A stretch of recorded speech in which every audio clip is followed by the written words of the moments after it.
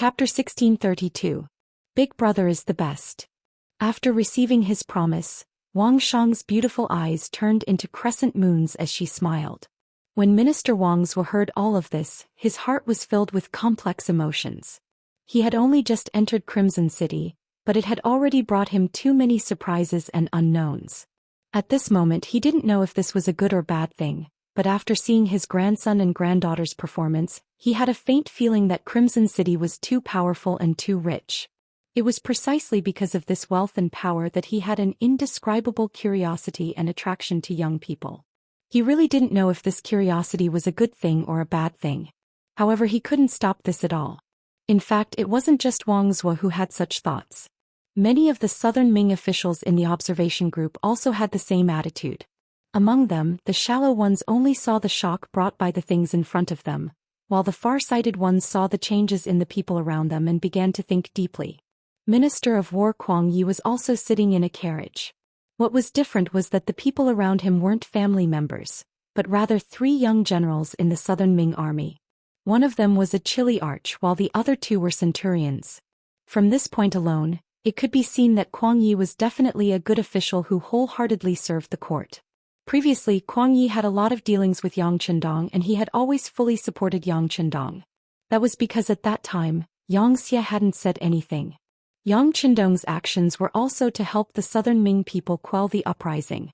It was precisely because of this opportunity that Yang Qindong walked out of Baiming, defeated the Southern Ming, and openly went to Crimson City to obtain everything he had now. However, no matter how powerful Xianxia was in Kuang Ye's eyes, Yang Qindong was still a subject of the Great Ming. Whenever the Great Ming needed him, he should be called upon.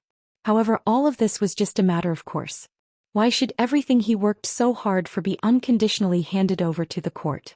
If the imperial court was a court that truly cared about the people, perhaps Yang Qindong would really consider it.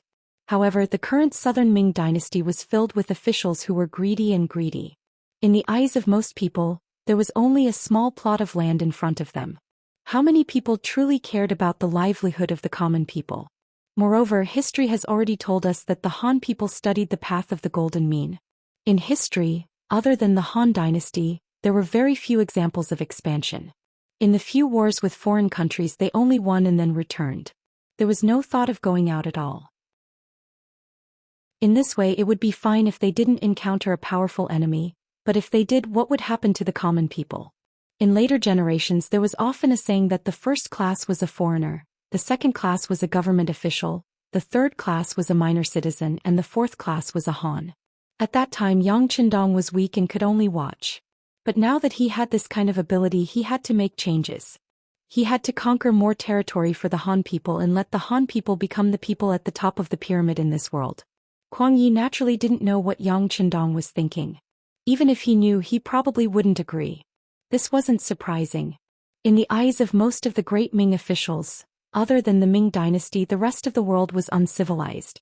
What was the use of occupying uncivilized people? Moreover, it would waste a lot of money. Kuang Yi couldn't imagine that war was also the best way to plunder money. As long as it was done well and the war was won, the dividends would be very generous. Unfortunately, the Ming people didn't know this.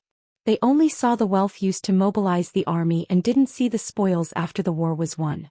Therefore, at this moment Kuang Yi and Yang Qindong's ideas had undergone a serious change. Especially when Kuang Yi saw that Xianxia wanted to make a move on the Southern Ming dynasty. Under the heavy pressure, the friendship between the two of them was completely lost. This was also why Kuang Yi didn't have a good expression when he got off the ship. This time, following the observation group to Crimson City was also Kuang Ye's last effort. He wanted to talk to Yang Qindong about the Southern Ming dynasty.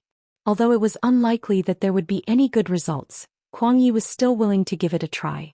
Sir, this Crimson City is different from our Southern Ming dynasty cities. The only chili arch accompanying them, Ko Hong said carefully. How could the black-faced Kuang Yi not see it? However, at this moment he didn't know what to say. He could only remind him again, look more and speak less. Especially the army camp in the city. You must go in and take a look. Yes. But Ko Hong's face revealed a trace of difficulty. This wasn't the Southern Ming dynasty. Their identities as military officials were useless. If it wasn't for Bug Nom of Gojoseon's permission, Trespassing into the army camp would be a capital offense. Knowing what Ku Hong was worried about, Kuang Yi waved his hand and said, "No matter, I will talk to Bugnam of Gojoseon about this matter. I will fight for you." The moment he said that, it was clear that Kuang Yi didn't have much confidence in this matter. Speaking of which, he was the Grand Tutor of the Crown Prince, the Minister of War, a lower-class rank 1 official, which was already quite impressive. However, if Yang Qindong didn't care about him, there was nothing he could do. Hearing Kuang Ye's words, Ku Hong and the other two didn't say anything else. Instead, they looked out of the window with curious gazes. The scenery constantly changed. The carriage entered the city and finally stopped in front of the Xianxia Hotel. Speaking of the Xianxia Hotel, it was built 3 years ago. Because the Yang family's territory and influence had expanded greatly, the Yang family Grand Hotel was built on the largest scale when it was first built. It took up a few hundred hectares of land and many of the surrounding buildings were demolished.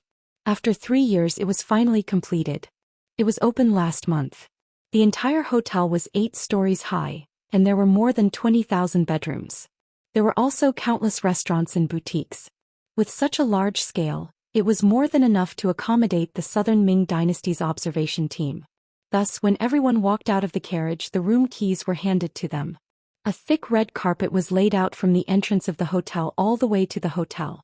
As soon as they entered the hotel, the various chandeliers above their heads were reflected in everyone's eyes. At this time, although the sky wasn't dark yet, the light from the electric lights was already useful. When they saw the colorful lights flickering above the chandeliers, almost everyone in the observation team was shocked again. Not only that, when everyone entered the elevator in the lobby and was suddenly brought up, many people were so scared that their faces turned pale. Then they each took their own keys and entered the floor. After entering the room, everything in front of them opened their eyes.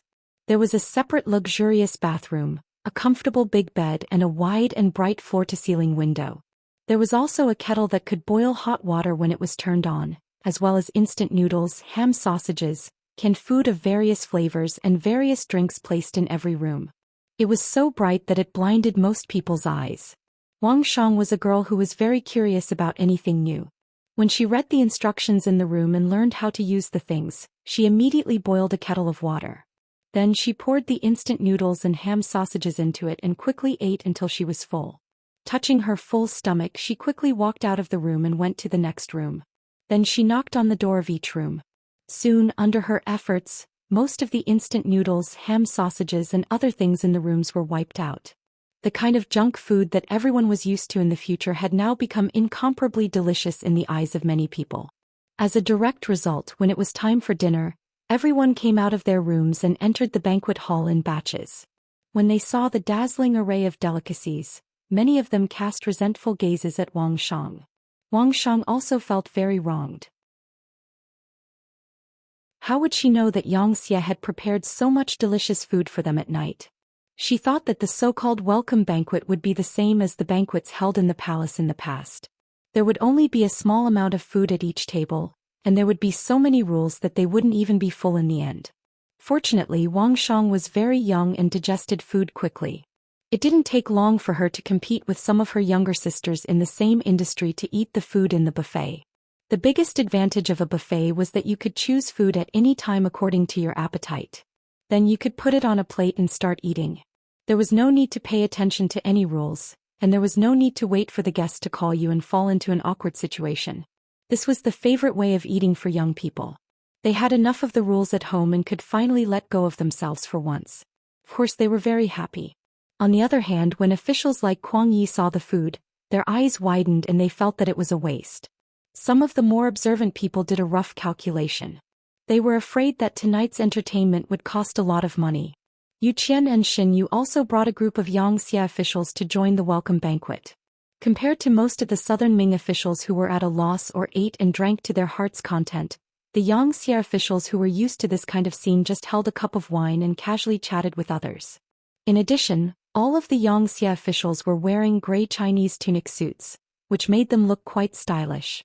Bugnam of Gojoseon has arrived.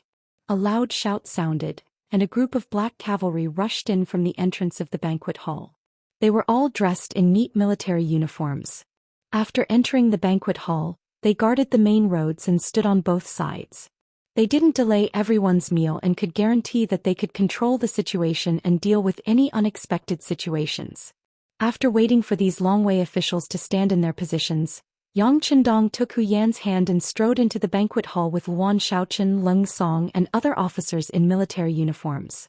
Today Yang Qindong was wearing a marshal's military uniform, which was rare, and it made him look particularly energetic.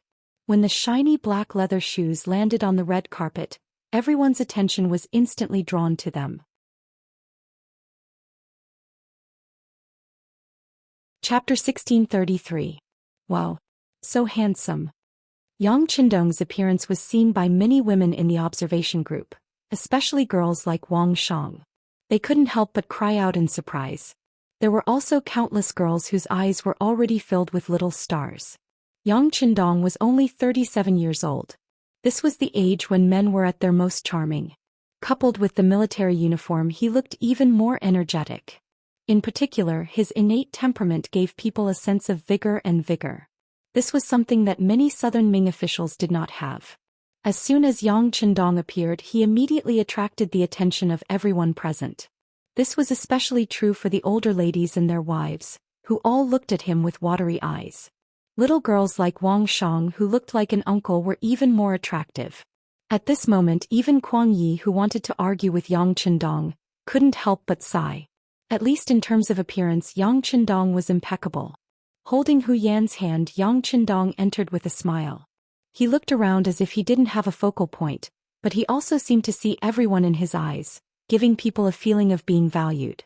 At this moment, Hu Yan was also smiling like a flower. The noble temperament of a queen was undeniable. Walking together with Yang Qindong, she gave people the feeling that they were young girls. Applause quickly sounded in the banquet hall.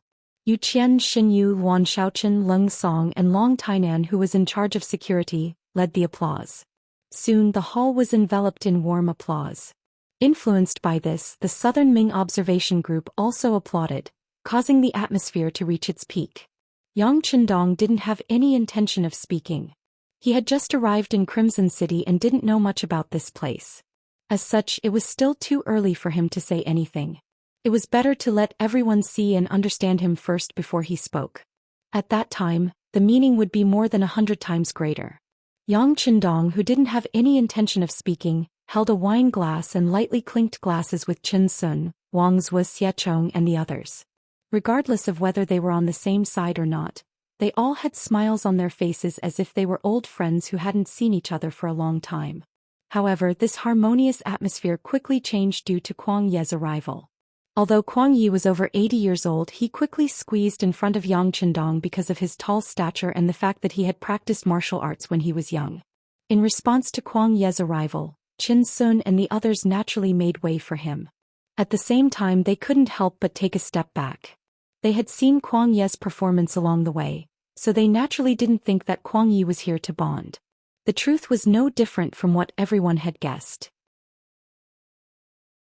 As soon as Kuang Yi squeezed in, he put on a fake smile and said in a somewhat sarcastic tone, "Wunan Wang is so mighty. So it's Duke Kuang, long time no see."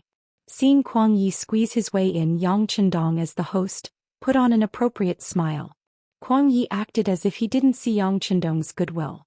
Instead he said sourly, "Bugnam of Gojosian, to think that you've always been the best to the Han people. To think that you once told this old man that money should be spent wisely. But look at this banquet hall, the food prepared here must be expensive. With this money, wouldn't it be better to leave this food for the people? Why waste it here?" Once the word waste came out, Qin Sun, Wang Zhou and Xiechong's expressions immediately turned ugly. What was waste? Was it a waste to let everyone eat? Was it not a waste to let the people eat? This was clearly Kuang Yi looking for trouble.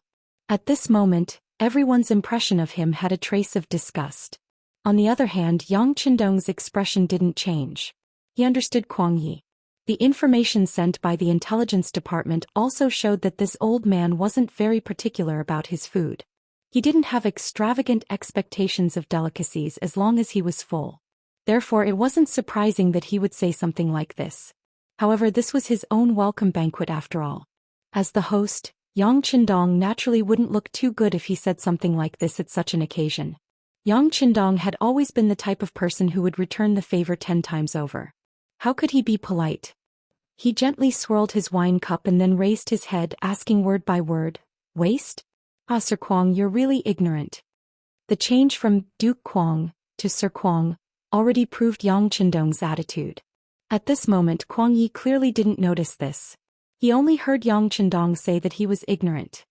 He immediately became furious and his voice rose 2 pitches as he asked, "Bugnam of Gojosian, what do you have to say?" His raised voice immediately attracted the attention of everyone in the banquet hall. Originally, because of Yang Qindong's appearance, many people intentionally or unintentionally gathered here. Now that Kuang Yi had shouted, everyone's attention and curiosity were all drawn here. Kuang Yi was angry and his face was full of anger.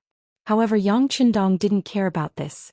Instead, he chuckled and said in a voice that wasn't loud, but could be heard clearly by the people around him, "Sir Kuang, haven't you heard of the ancient saying that reason doesn't depend on one's voice? Also, this prince doesn't agree with your words of waste. A person living in this world can eat better and wear better clothes through their own efforts. What's wrong with that? Do we have to eat chaff and swallow vegetables? If that's the case, then what's the meaning of life?"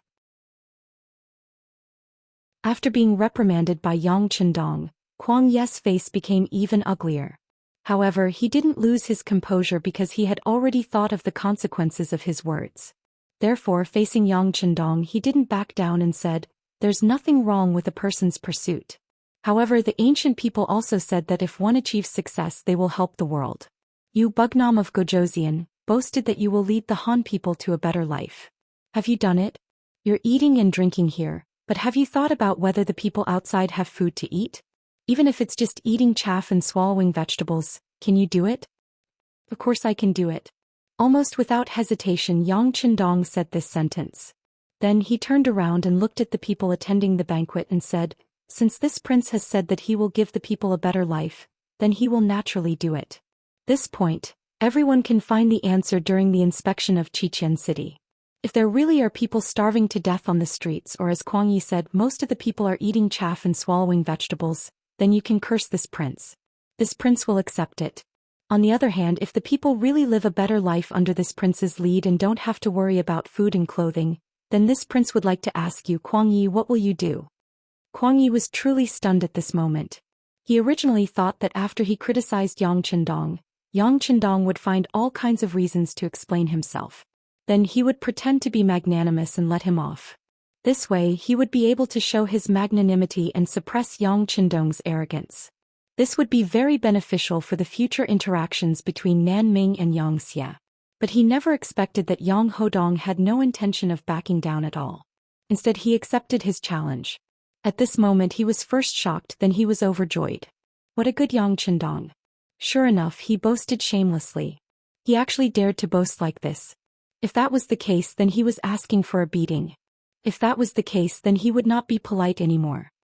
Okay, if everything is as Bugnam of Gojosian said, then this old man will apologize on the spot and turn around to leave. Kuang Yi said heroically. Very good, I hope that some people will keep their words. His gaze landed on Kuang Yi. Yang Qindong's expression was very calm, as if he had already won the bet.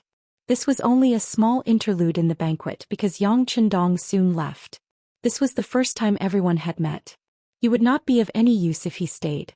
On the contrary, he would give everyone a sense of pressure and make everyone unhappy. With Yang Qindong's departure, the banquet hall became lively again.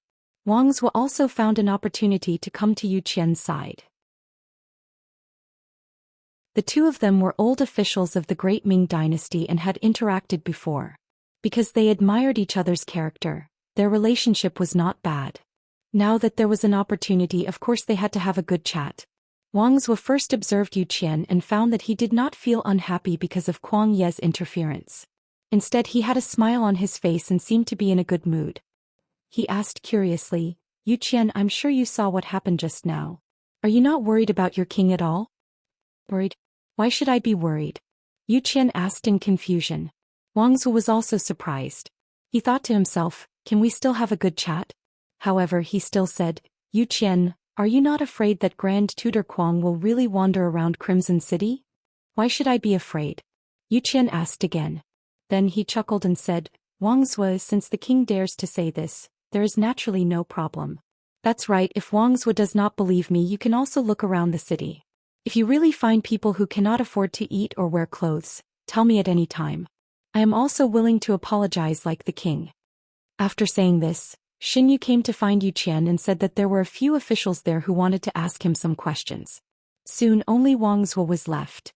At this moment, Wang Zhuo was rooted to the spot as if he had been struck by lightning. He was still thinking about what had happened just now. He understood Zhou Xian. He was definitely a man of action and was also a bit idealistic.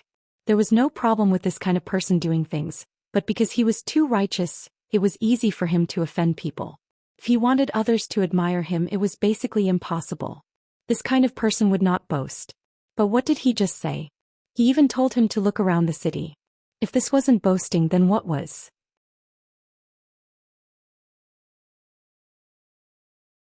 Chapter 1634. Even when the Great Ming Dynasty was at its wealthiest, there were still beggars in the capital. That was something that the emperors of the Great Ming Dynasty could not achieve even after putting in so much effort. How many years had it been since Crimson City was built? How could there not be a single person who could not afford to eat? Also, what did Zhou Xian call Yang Chendong? King. That was not king but king. Even though it was just a single word, there was a lot more to it. This was enough to prove Zhou Qian's admiration and even trust towards Yang Chendong. What kind of person was Zhou Xian? He was definitely a role model for all officials. He would only treat the commoners well and would never lower his head to the nobles. Even when he was in the Great Ming Dynasty, the emperor was unable to make him lower his head. But now he actually respected Yang Chendong so much. What was going on? Could it be that Yang Chendong's kindness towards the commoners had surpassed Zhou Qian's understanding and had gained his recognition? Could it be that the truth was as Yang Chendong had said? That there were no commoners in Crimson City who could not afford to eat? No. That's impossible. A voice shouted in Wang Zhuo's mind. Since ancient times, there had never been a dynasty that could provide enough food for all the commoners. At most 60 to 70% of the commoners would have sufficient food and clothing.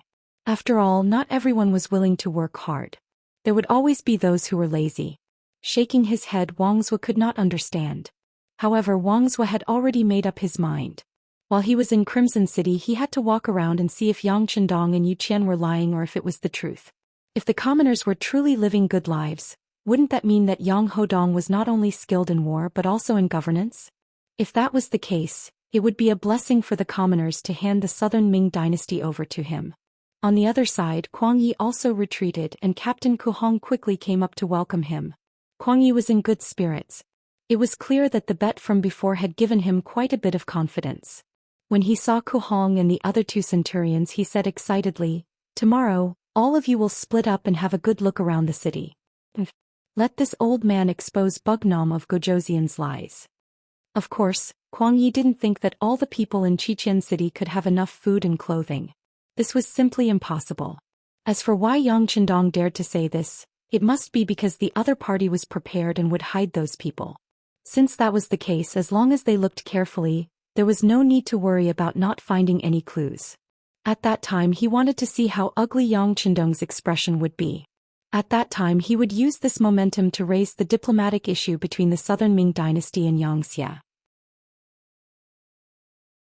Presumably there would be a breakthrough. Facing Kuang Ye's orders, Ku Hong and the other centurions naturally couldn't help but nod. Although they were shocked by Xia's generosity and were envious of the Xia's lifestyle, they knew that their families were still in the Southern Ming Dynasty. They would eventually have to go back, so they had to listen to Sir Kuang Ye's words. At this time it wasn't just Kuang Yi. Many people were also doubting Yang Chendong's words. Those who could join the observation group were naturally wealthy, but this didn't mean that they hadn't seen poor people or beggars before. After all, it was precisely because there were poor people that they were called rich, right? Many people also decided to look around tomorrow. They didn't believe that Bugnom of Gojoseon could hide those people so well. They didn't believe that they couldn't find a single one of them. When the banquet ended, many people made such a decision in their hearts. But for most of the family members, they were attracted by the neon lights on the road outside the hotel.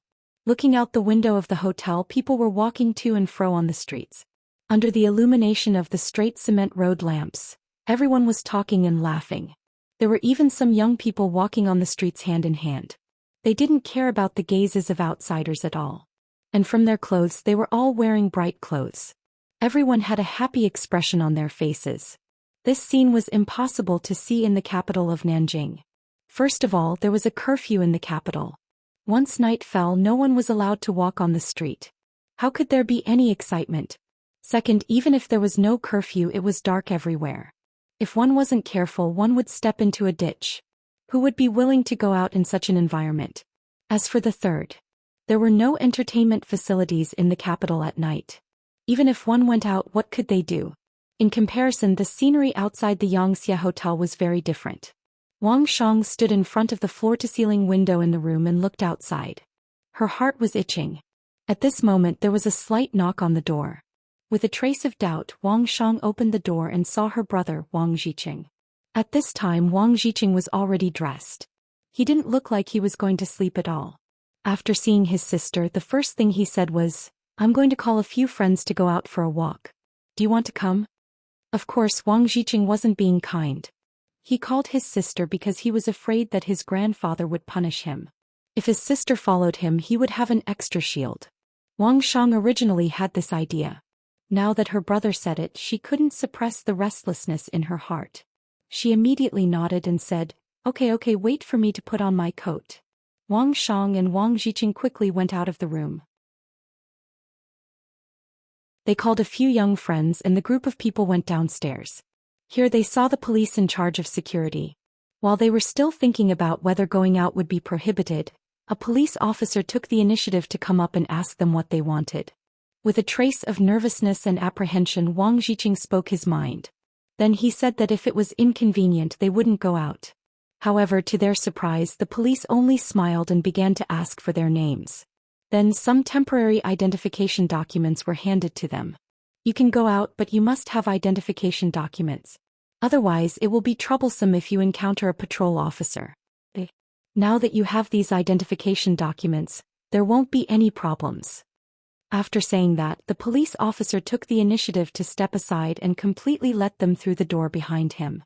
After taking the identification documents, Wang Zhiqing, Wang Shang, and the others walked out of the Yang family hotel excitedly. However, what they didn't know was that behind them, a small team of 10 police officers in casual clothes was following them not far away. No matter what, they were still an observation team from the Southern Ming dynasty. If their personal safety was threatened in the Southern Ming dynasty, it would be equivalent to slapping Xianxia and Bugnam of Gojosian in the face. It would be equivalent to the police force not doing their job well. After leaving the Yang family hotel, Wang Zhiqing walked in the direction of the crowd. After walking for more than 2 miles, he saw a square that covered an area of dozens of acres. There were many young and middle-aged people dancing here. The dance music was played by several loudspeakers around the square. It was very rhythmic, allowing people to quickly integrate into the rhythm. Outside the square there were small stalls everywhere. Some of them sold food and some sold all kinds of trinkets. Basically, there were some people surrounding each stall. From afar it gave people a very lively feeling. This place is really bustling. Wang Zhiqing stood on the spot when he saw this scene. This scene could not be seen in the capital of the Southern Ming dynasty. Perhaps it could only be seen on the 15th day of the first lunar month when there were lanterns. However, that was only because there were many people. In terms of entertainment and food, it could not be compared to here. Isn't that so? This place is really good. I don't want to leave anymore, Wang Shang said with emotion. However, when Wang Shang heard this sentence, his expression changed involuntarily. At this moment he could not help but have some thoughts in his mind. It was only when his companions strode forward and began to beckon him to hurry up that Wang Zhiqing replied, "Coming." Then he followed and blended into the crowd. There were delicious food, fun things, and even acrobatics. There were many things that Wang Zhiqing and the others had heard of but never seen before. After asking about the price, they found out that it was not very expensive. At least for officials like them, they could definitely afford it. Therefore, it did not take long for them to be filled with all kinds of spoils of war. After buying a lot of things and chatting with some merchants, they found out that there was more than one square like this in Zhou Xian city. This was the central city district and it was also the largest square. There were many similar squares in the other 4 districts. There were even such squares in some residential areas. However, due to the large population, most of the squares were not as lively as this one. Hearing that there was more than one such place, Wang Zhiqing was truly shocked. Out of instinct, he asked the merchant about the taxes.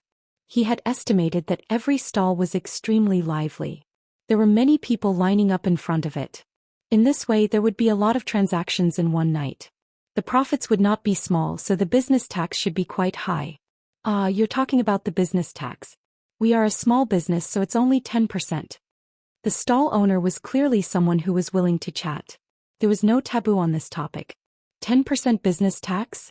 How do we collect that? Wang Zhiqing was puzzled. He finally understood that 10% of the transactions in one night would be used to pay the tax. However, how would the tax collection department know how many transactions there were? Damn it, Bugnam of Gojosian has created such good conditions for us Han people. Of course, we have to be content. Naturally, there are also people who are unaware. However, there are many workers in this square. They will secretly record the transactions of the stalls and compare them later. If anyone was caught for tax evasion, they would be locked up in prison and forced to do hard labor. With such a good life in front of them, no one dares to play with such thoughts.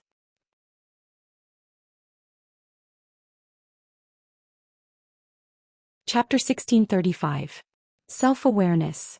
Hearing this, Wang Zhiqing was extremely surprised. However, when he calmed down and thought about it carefully, he was relieved. If it was him, he would not play any tricks on the tax system in such a good environment. Moreover, the boss had just said that there were people who were caught for tax evasion and were treated as examples. This was enough to deter others. With such soft and hard methods, it was no wonder that everyone would cooperate fully. Naturally, all of this was based on the fairness of the tax collectors. If it was in the southern Ming dynasty, who knew what those small officials would do for their own selfish reasons? In the end, even a good policy needed to be implemented by people. If the right people could not be found, no matter how good the policy was, it would be a waste. However, the Xianxia was extremely strict with the corruption of officials. Officials could not do business. This was already an iron law. Reputation and money could not be taken away by one person, right? Officials also had to regularly assess their performance. If their performance was poor 3 times in a row, they would be fired. This was the saying, the capable are the top and the mediocre are the bottom. Officials were strictly prohibited from using their authority and receiving benefits. Once discovered, 3 generations of officials were not allowed to do business, and 5 generations were not allowed to be officials. Then they could only rely on working for others to earn money. Facing such a severe punishment, there were not many people who dared to test the law. Speaking of which, under such a severe punishment, the treatment of officials was really good. Not only were their monthly salaries high, but they also enjoyed 2 holidays a year. During the holidays, there were also subsidies from the government, allowing the officials to walk around and look around. With the basic salary, it was very easy for an official to support a dozen people. There were also various protective measures for officials. For example, if an official was sick, they could be reimbursed. In other words, it was basically free. There was also a pension for officials when they retired, which could ensure that they could live well in their old age. With all kinds of protective measures, the officials did not have any worries and could do things without worry. This was completely different from the southern Ming dynasty officials, who relied on their salary as a supplement and corruption as their main source of income. As an official in the southern Ming dynasty, if there was no gray income, it was basically very difficult to survive. This directly led to the big officials being greedy and the small officials being greedy. Regarding all of this, even Emperor Ingzong could only turn a blind eye. He couldn't be ruthless. Otherwise, those officials who relied on their salary might not even be able to live as well as some of the tyrants. If that was the case, why did he do that? How could he not hear it? Qianli became an official only for wealth. That night, Wang Zhiqing heard a lot and saw a lot. His mind was almost stuffed with thoughts. His thoughts suddenly seemed to have entered another world. He suddenly realized that some things could be done this way and they could be done even better after doing so. In the same small courtyard, Yang Lu was sitting on a chair listening to Yang Ying's report. Master, the people we sent out have returned. They said that the members of the observation group are accompanied by the police when they go out, so there is no chance to make a move. No chance? Yang Lu's face showed displeasure. For others, the arrival of the observation group from the southern Ming dynasty might not be obvious. They might just think that Xianxia was expressing his goodwill to the southern Ming dynasty. However, Yang Qindong was very clear that this was clearly Yang Qindong trying to win people's hearts and show off his muscles. Perhaps when the observation group returned to the southern Ming dynasty, waves would rise. At that time, Emperor Yingzong would suffer the consequences of his own actions. In order to prevent Yang Qindong from achieving his goal, Yang Lu was prepared to sabotage. If someone in the observation group was killed, the most important person would be killed, then the observation group would be in danger. Then they would no longer have the mood to stay in Crimson City. Naturally, this plan would be ruined. However, he didn't expect that the police force would be dispatched. However, Yang Lu still said with some dissatisfaction, "From what I know, the Wolf Fang Special Forces is not in Crimson City. It's just a few policemen. Can they really stop the assassins we sent out?" Seeing that Yang Lu was doubting his ability, Yang Ying quickly explained, "Master, the strength of the police force is not bad. Especially in the past few years, because of sufficient funds, the police force has undergone a lot of training. Although they may not be able to display the strength of a real soldier on the battlefield, they are still quite capable in the area of local protection. Of course, no matter how powerful they are, they can't be compared to our people. However, if our people make a move, I'm afraid it will be difficult to escape from the police force. After all, there are too many of them. Just in Crimson City, the police force has reached more than 60,000 people. It's difficult for two fists to fight against four hands. Once our people are caught, I'm afraid it will affect the later part of the plan." Listening to these explanations, Yang Lu could only put away his thoughts of sabotaging. However, he still muttered in dissatisfaction, "There are more than 60,000 policemen in Crimson City. Are they crazy? How much money do they have to spend?" At this point, Yang Lu couldn't help but let out a long sigh. When it comes to money, Xianxia is really not short of money now, especially when the navy is constantly winning. Under their strong ships and cannons, it doesn't take long for the various countries and forces that are targeted by them to be hit hard, and then they can only choose to surrender. After that, a large amount of gold and silver was sent back to Crimson City via the transport ship. With money, it would naturally be easier to do things. Of course, it wouldn't be difficult to recruit people. Moreover, he had already heard that not all of the 60,000 policemen would be stationed in Crimson City. In the end, more than half of them would be arranged to be stationed in other Xianxia territories. They were only doing their internships now. This was just a matter of spending more money. Thinking about the 60,000 policemen, there wouldn't be any problems with the safety of the 15,000 South Ming observation group.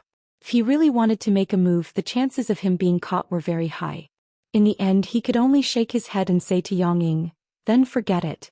This risk isn't worth it." "That's right." Yang Ying agreed. Then he seemed to have thought of something and said, "Zhu Huiyun isn't to blame. If he had attacked with all his might, Yang Qindong would have died in Yunnan Manor and Mo Gui wouldn't have died." That's right, Mo Gui was Yang Ying's confidant. The uncle Ying that Mo Gui mentioned was Yang Ying. Unfortunately, because of Zhu Huiyun's carelessness, Mo Gui died in the end.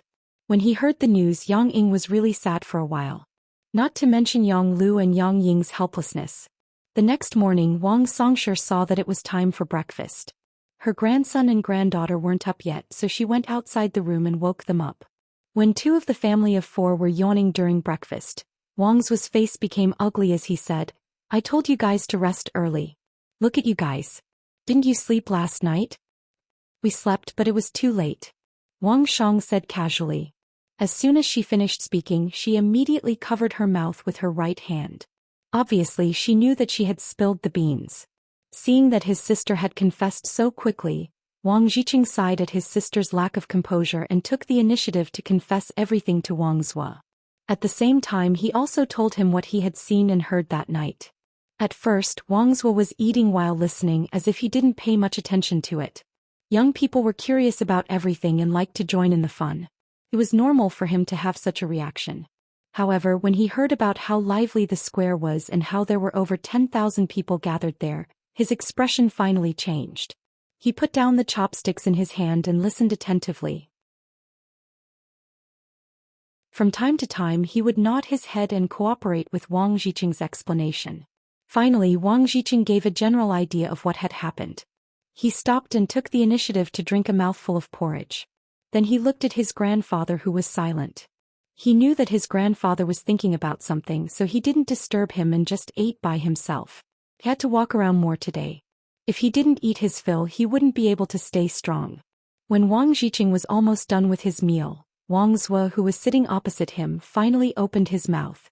Cheng, have you calculated how much money you can get from the square you saw yesterday? Wang Zhiqing hurriedly put down his chopsticks and said without hesitation, Grandfather, grandson has calculated. Even if it wasn't 30,000 taels, it should be at least 25,000 taels. That much?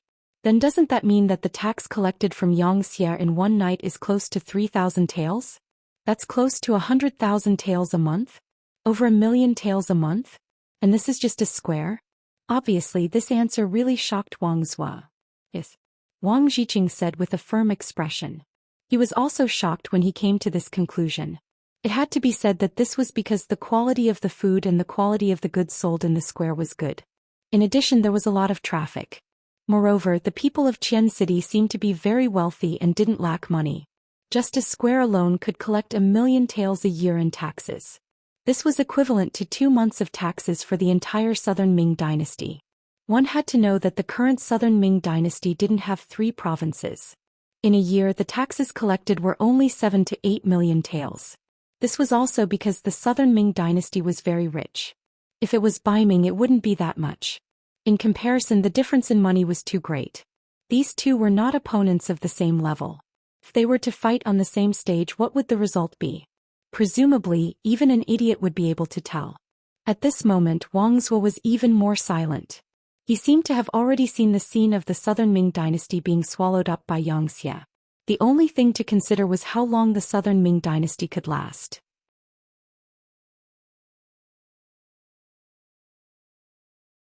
Chapter 1636. Although there were all sorts of delicious breakfasts in front of him, Wang Zhuo was unable to swallow any of them. When he saw that his family had finished eating, he stood up resolutely. He had decided to properly observe and investigate Crimson City. He wanted to find out where the drawbacks of this city were. Not only Wang Zhuo, but basically all the members of the observation group left Xianxia Hotel after breakfast and headed in different directions. They were followed by a large number of police officers. This was for their safety, so no one objected to it. More than 10,000 members of the observation group were like gusts of wind, blowing in all directions of Crimson City. Very quickly, several city districts were filled with their people. Some factories were also filled with their people, and some shops and department stores were also filled with their people. After an entire day, all the way until evening, these people began to return one after another from all over the place. If one observed carefully, they would notice that most of the officials had a serious expression on their faces. Only the accompanying family members, especially the children, would reveal ignorant smiles. Clearly, this day's visit allowed everyone to see the strength and potential of Crimson City. This day's visit allowed everyone to see the huge gap between southern Ming and Xianxia. This day's visit allowed everyone to see the prosperity and beautiful life of Crimson City. If it wasn't for the purpose of nitpicking, even Kuang Yi had to admit that Crimson City was a very suitable city to live in. The security here was stable. If one had money here, one could sell many things. If one didn't have money here, as long as one was willing to work hard, one could also earn a lot of money and live a better life. The commoners here were not as sickly as the commoners of the southern Ming Empire. On the contrary, they were full of vigor and walked with a spring in their step. When the commoners here walked on the streets, they walked as if they were flying. They knew that time was money and were using every minute to work hard. The commoners here had more and better prospects for the future. They were far from the lazy and dispirited southern Ming Empire commoners who did not know where to go. The commoners here, the more they compared, the greater the gap. The hearts of the southern Ming officials became heavier and heavier. Kuang Ye's mood was very bad today. He brought Ko Hong and the other two and split into 2 directions to look for the citizens who couldn't afford to eat in Crimson City. Unfortunately, they didn't find any. There were as many factories as there were hairs on a cow in Crimson City, and there were also many jobs. As long as one had the strength to survive, one could live a good life after suffering a little. As for those who didn't work, they had long been sent to the labor camp by the police. This wasn't done because of the Southern Ming Observation Group, but because it had always been one of the rules. In Yang Qindong's words, some people needed to be taught a lesson. If they didn't teach them a lesson, they wouldn't know how precious their freedom. The facts also proved that Yang Qindong's ruthless methods were correct. Once someone was identified as a lazy person, the local resident committee would report it. Once it was reported twice in a row, the police would take action and arrest them on the grounds of laziness and send them to the labor camp. Although this was a bit unreasonable, the effect was good. Because after these people were released, they became diligent. Compared to not being able to get money and freedom after working in the labor camp, it was better to work hard after being released. At least they not only had freedom, but they could also use the money they earned. Under such a policy, it was naturally impossible for Kuang Yi to find the kind of people he mentioned. But only one day had passed. Kuang Yi wasn't discouraged. He decided to continue his search. On this night, when everyone gathered in the hotel to eat dinner, Yu Qian and Xin Yu came again. During the day, the two didn't appear and didn't accompany anyone to look at any place. They were completely free. After a day of observation and visit, they believed that the Southern Ming observation group should have a basic understanding of Crimson City, so they appeared again. When they appeared this time, the two gave the Southern Ming observation group a big gift, which was 370,000 Yang coins. Previously, in order to welcome the Southern Ming observation group, Yang Qindong took out 5 million silver and 370,000 Yang coins. The silver was used to entertain, such as food and accommodation, in the end had to be paid to the Yang Qindong. Although these were all Yang Qindong's businesses, it was equivalent to putting his left hand into his right pocket. This was also to prevent people from reaching out their hands. The silver was used to entertain, but the Yang coins were to be given to the observation group. So when Yu Qian and Xin Yu said that as long as they were in the observation group, regardless of age or status, everyone would receive 100 Yang coins, many young people jumped up in excitement. Unlike the Southern Ming officials, these young people didn't have any intention to nitpick. They were here to broaden their horizons and have fun.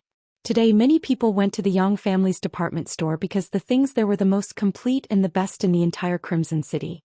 After arriving at the Yang family's department store, they really saw a lot of things that they liked. Especially the exquisite watches that could keep track of time, as well as the bicycles and electric scooters. They couldn't bear to part with them and were unwilling to put them down. Unfortunately, these things couldn't be bought with silver, they needed Yang coins. When they were really worried about what to do, Yu Qian and Xin Yu came and gave them Yang coins. How could they not be happy? Although they couldn't buy anything with 100 Yang coins, they could borrow it from others. In this way, if they gathered together, it would be a large sum of money and they could buy the things they liked. So after Yu Qian and Xin Yu announced this decision, they jumped up in joy. Then whether it was their parents or grandparents who came with them, they all asked to borrow Yang coins. The officials who only cared about learning and watching the changes in Crimson City didn't know the importance of Yang coins. When they saw their family members asking for it, they didn't pay much attention and took out the 100 Yang coins that they had just received. After the young people received the Yang coins, they were naturally elated. They were all overjoyed. Tomorrow they could go to the Yang family's department store and buy the things they liked. After Yu Qian and Xin Yu saw that the staff had finished distributing the coins, they continued, "Everyone, tomorrow you can go to any factory in Crimson City other than the palace, even the military barracks. If you are willing to go, you can also go to any factory in the city. However, you must apply a day in advance. If you want to go, you can tell our staff later. After the necessary registration, you can go to any place you want to go tomorrow." Is this true? The Minister of Personnel, Chen Sun, immediately stood up from his seat. He wanted to go to the city lord's manor to take a look today and see how they dealt with the ordinary affairs and the selection and promotion of officials. However, considering that this should be a secret, he didn't ask. He didn't expect Yang Qindong to take the initiative to think about it for them. Of course it's true. As I said, other than the palace you can go to any place you want to visit and inspect. Yu Qian nodded heavily. He was also amazed by Yang Qindong's breadth of mind. Thinking about the ancient people, if they had any skills, which one of them didn't hide it, afraid that others would learn it and steal their rice bowls? How could there be someone like Yang Qindong who would open up everything for you to see and let you learn? As for the palace not being open, it wasn't that there was anything special in the palace. It was just that Yang Qindong didn't want his place to be seen by others. That would be very awkward. Compared to the great Ming dynasty's palace, there wasn't much difference, so it was better not to see it. Qin Sun was very satisfied with this answer. He immediately called the staff over and added the words City Lord's Manor. On the other side, Kuang Yi also quickly found the staff and added the words barracks. The other officials also applied according to their own preferences and interests. After knowing that the application form would be quickly approved and sent to their rooms, and that they could enter as they wished the next morning, all of the Southern Ming officials had a satisfied look on their faces. They didn't know that the reason why Yang Qindong dared to show them those things was that he had already regarded them as Xianxia's future officials and people. Since everyone would be a family in the future, what was the big deal about seeing what a family looked like in advance? That night, whether it was the officials or their family members, they were all very satisfied. Even the people who went to the night market at night decreased a lot. Obviously, they all wanted to have a good night's sleep so that they would have the energy to go to the goal they had set. After Yu Qian and Xin Yu completed the task, they sent someone to report the results to Yang Qindong. There was only one answer they got. Although they showed them Yang coins were absolutely not allowed to be exchanged. Even if the officials came to the door in the name of catching up, they were not allowed to exchange in private. Whoever dared to violate the rules would be severely punished. The reason why they weren't allowed to exchange silver for Yang coins was because of Yang Qindong's small scheme. He was still counting on Yang coins to attract these officials. If they really exchanged Yang coins, then everything would be meaningless. Yang Qindong had already heard about the private exchange of Yang coins from Yang Wu. Some Xianxia officials, because of their large families and businesses, needed more money to support them. They couldn't be corrupt, but they were very lustful. They married a lot of wives and had a lot of children. Their lives were a bit tight. Taking out the Yang coins from their monthly salary to exchange for silver was undoubtedly the best way to make money.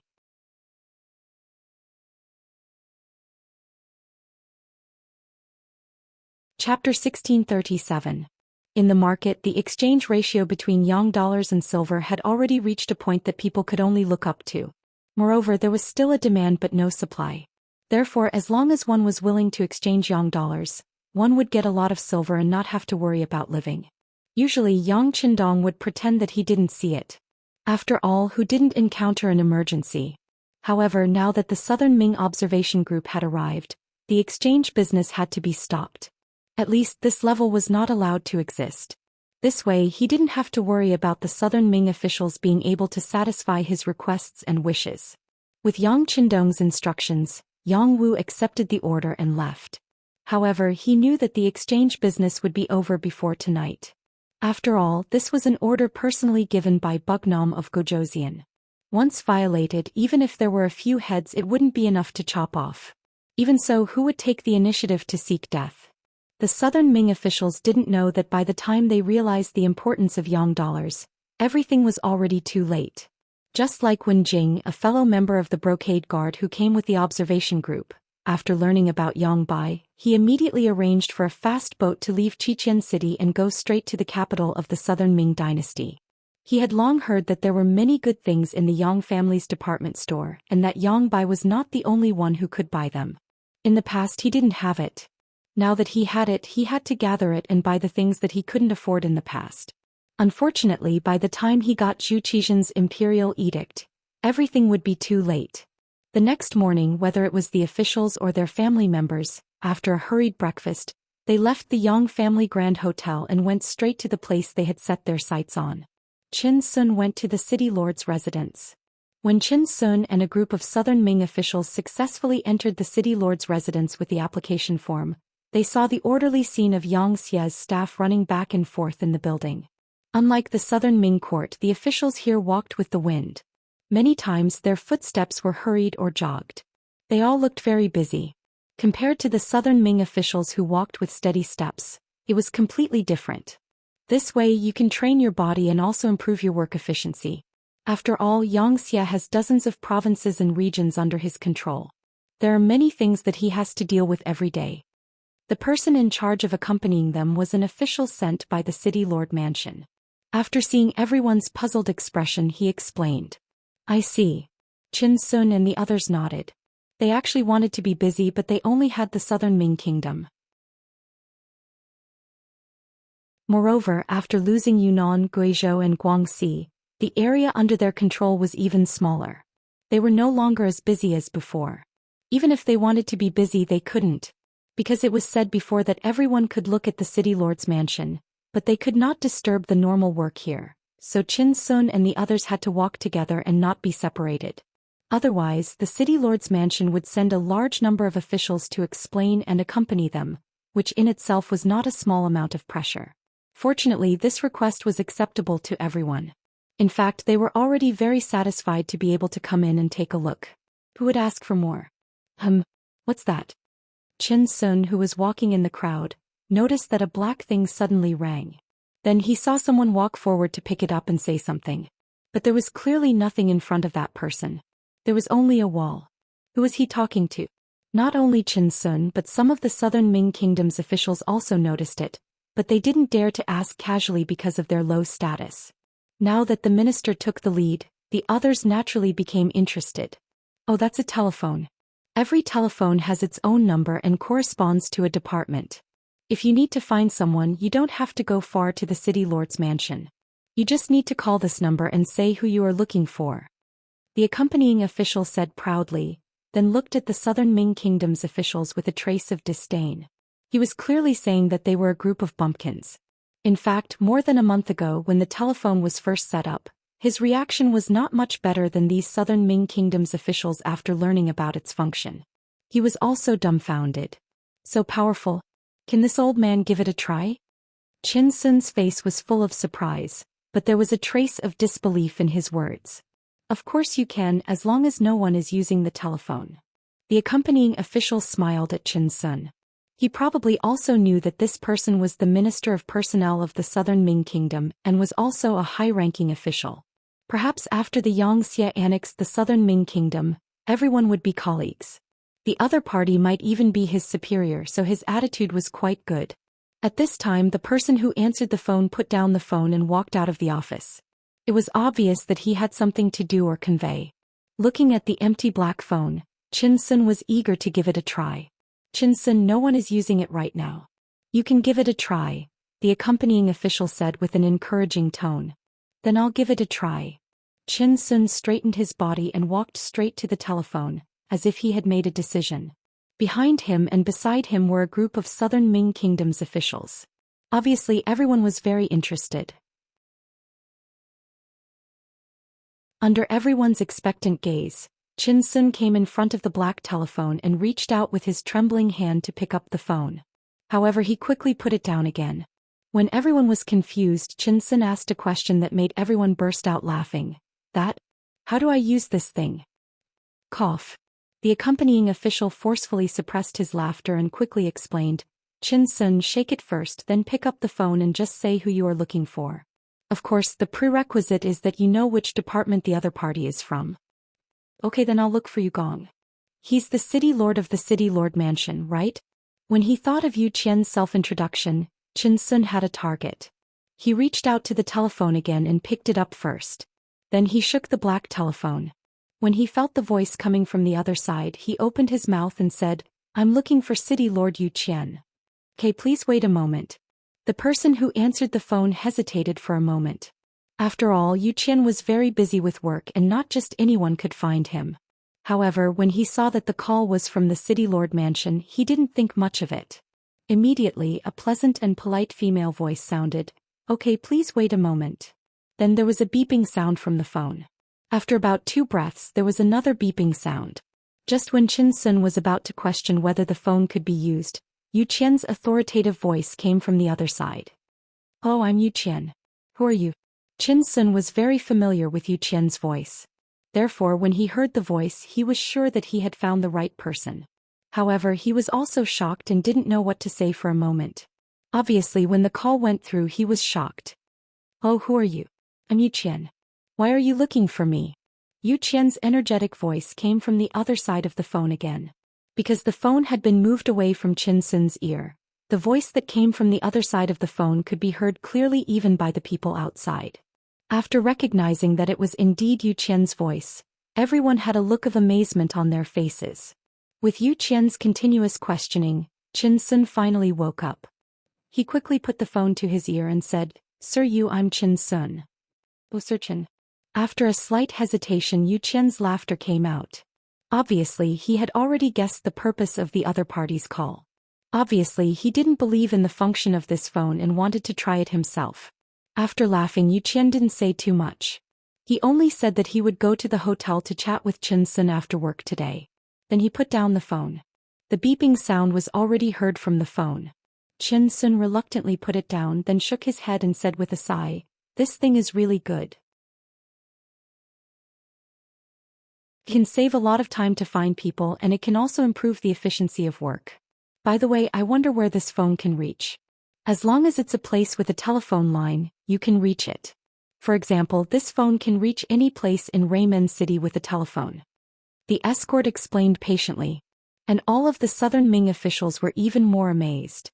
Think about it, if this was really the case, then the entire Southern Ming dynasty could be connected by phone. Wouldn't that mean that the emperor could find whoever he wanted? How much work efficiency would be improved? It was simply unimaginable. Forget it.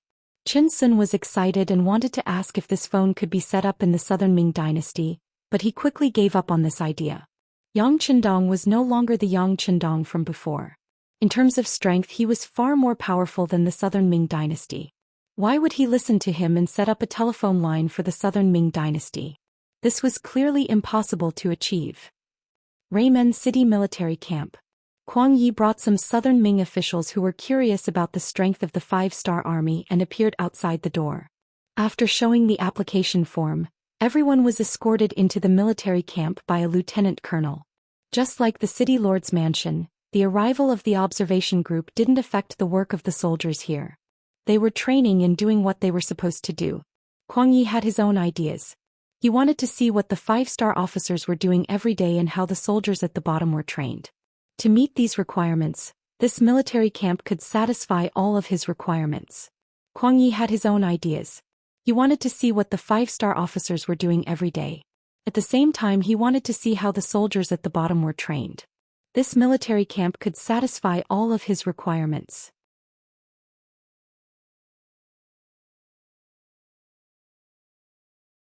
Chapter 1638. After entering the military camp on a flat ground, a group of 5-star soldiers wearing vests were undergoing training for a 500-meter special obstacle course.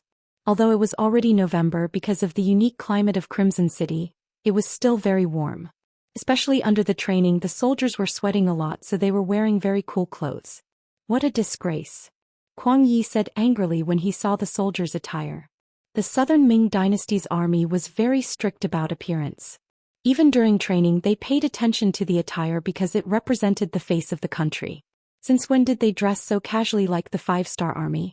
Although this simple attire could allow the body to relax, the generals didn't dare to do this during training. If anyone dared to do this, they would be impeached by the civil officials and be heavily punished. This was the fundamental difference between two different systems. Kuang Yi said angrily.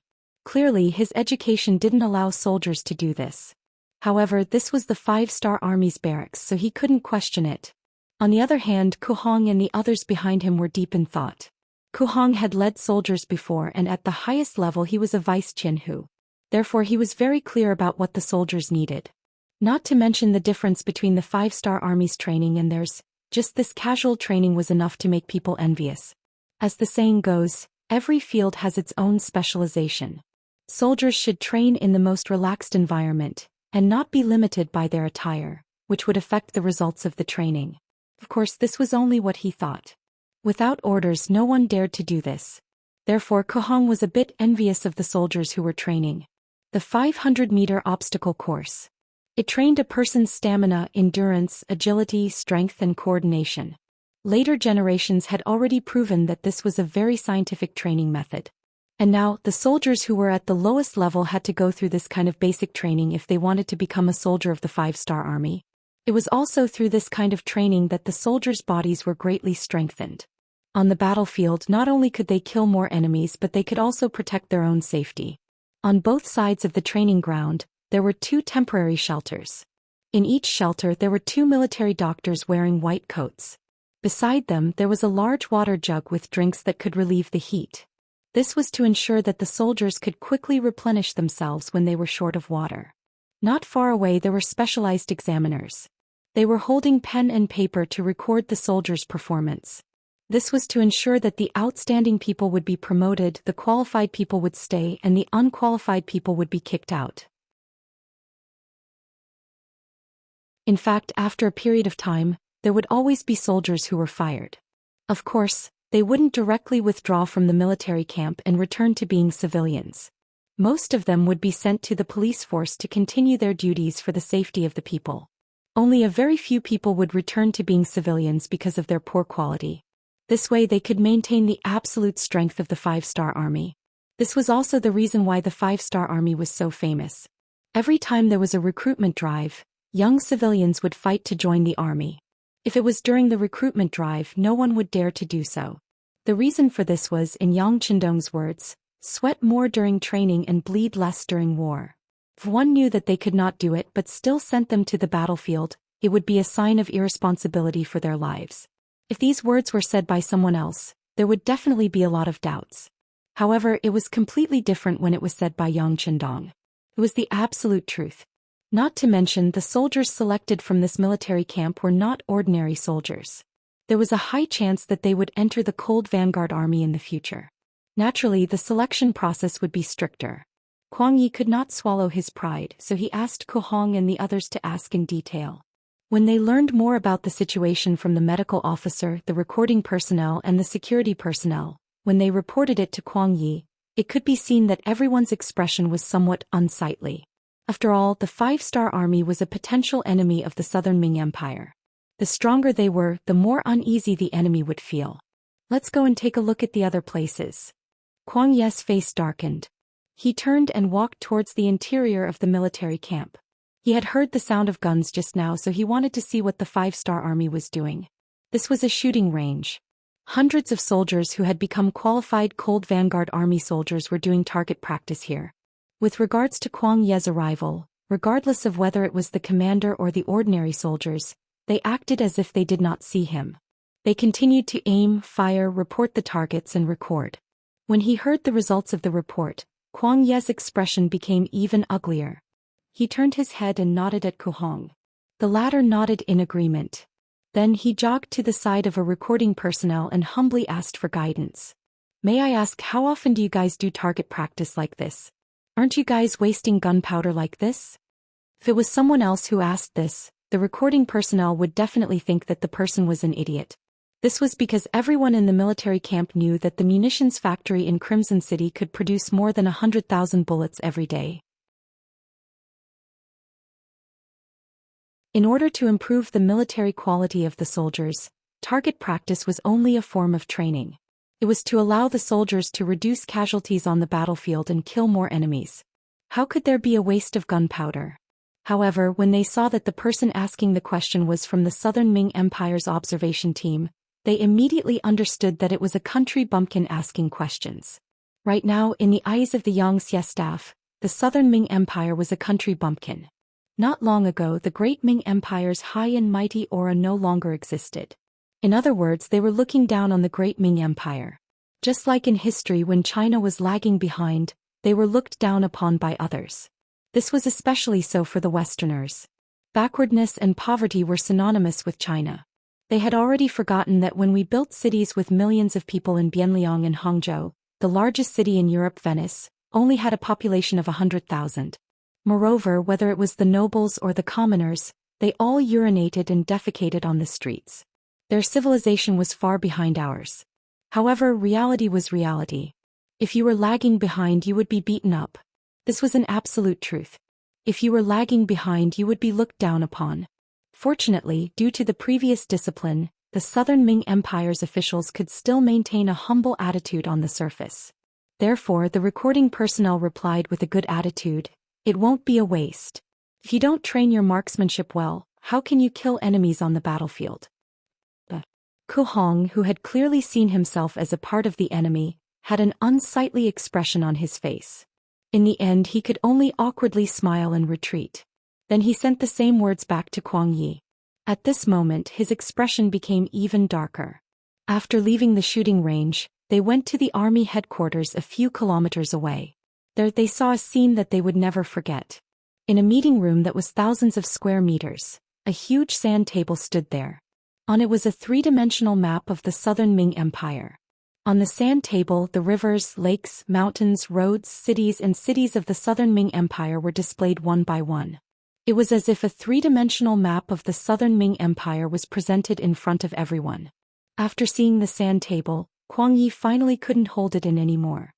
He impulsively strode forward as if he wanted to flip the sand table over. Two young staff officers had been paying attention to Kuang Yi for a long time. They immediately went forward to stop him and forcefully pushed him to the side. This also caused Ku Hong and the others to become restless. They shouted and went straight to Kuang Yi. However, the commotion had already attracted the attention of the soldiers who were in charge of guarding outside the door. A squad of soldiers rushed out and pointed their guns at Ku Hong and the others. They had no choice but to stop moving forward. The pitch-black muzzles were aimed at the hundreds of people in the Southern Ming Empire's observation group. It was clear that if anyone dared to make a move, they would shoot to death. Ku Hong and the others stood rooted to the ground. Layers of cold sweat appeared on their heads. They didn't doubt that the other party would dare to shoot. After all, this was the Xianxia's army headquarters. It was equivalent to the Southern Ming Empire's Ministry of War. If anyone wanted to cause trouble here, they would have to pay extremely serious consequences. Everyone didn't dare to move. Someone had already reported what happened here. Soon, Deputy Commander-in-Chief Leng Song led a group of officers into the war room. He already knew what had happened on the way here. He also found an opportunity to call Yang Chendong to ask for instructions. After receiving an answer, he entered with full confidence. As soon as Leng Song entered the war room, Kuang Yi shouted loudly as if he had seen his savior. I protest. I protest that you treat the Southern Ming Empire as an imaginary enemy. You must remove this sand table model and apologize to us immediately. Kuang Yi had met Leng Song at the welcome banquet. The two of them even chatted for a while. At that time, Kuang Yi's mentality was still relatively relaxed. He even seemed a little arrogant.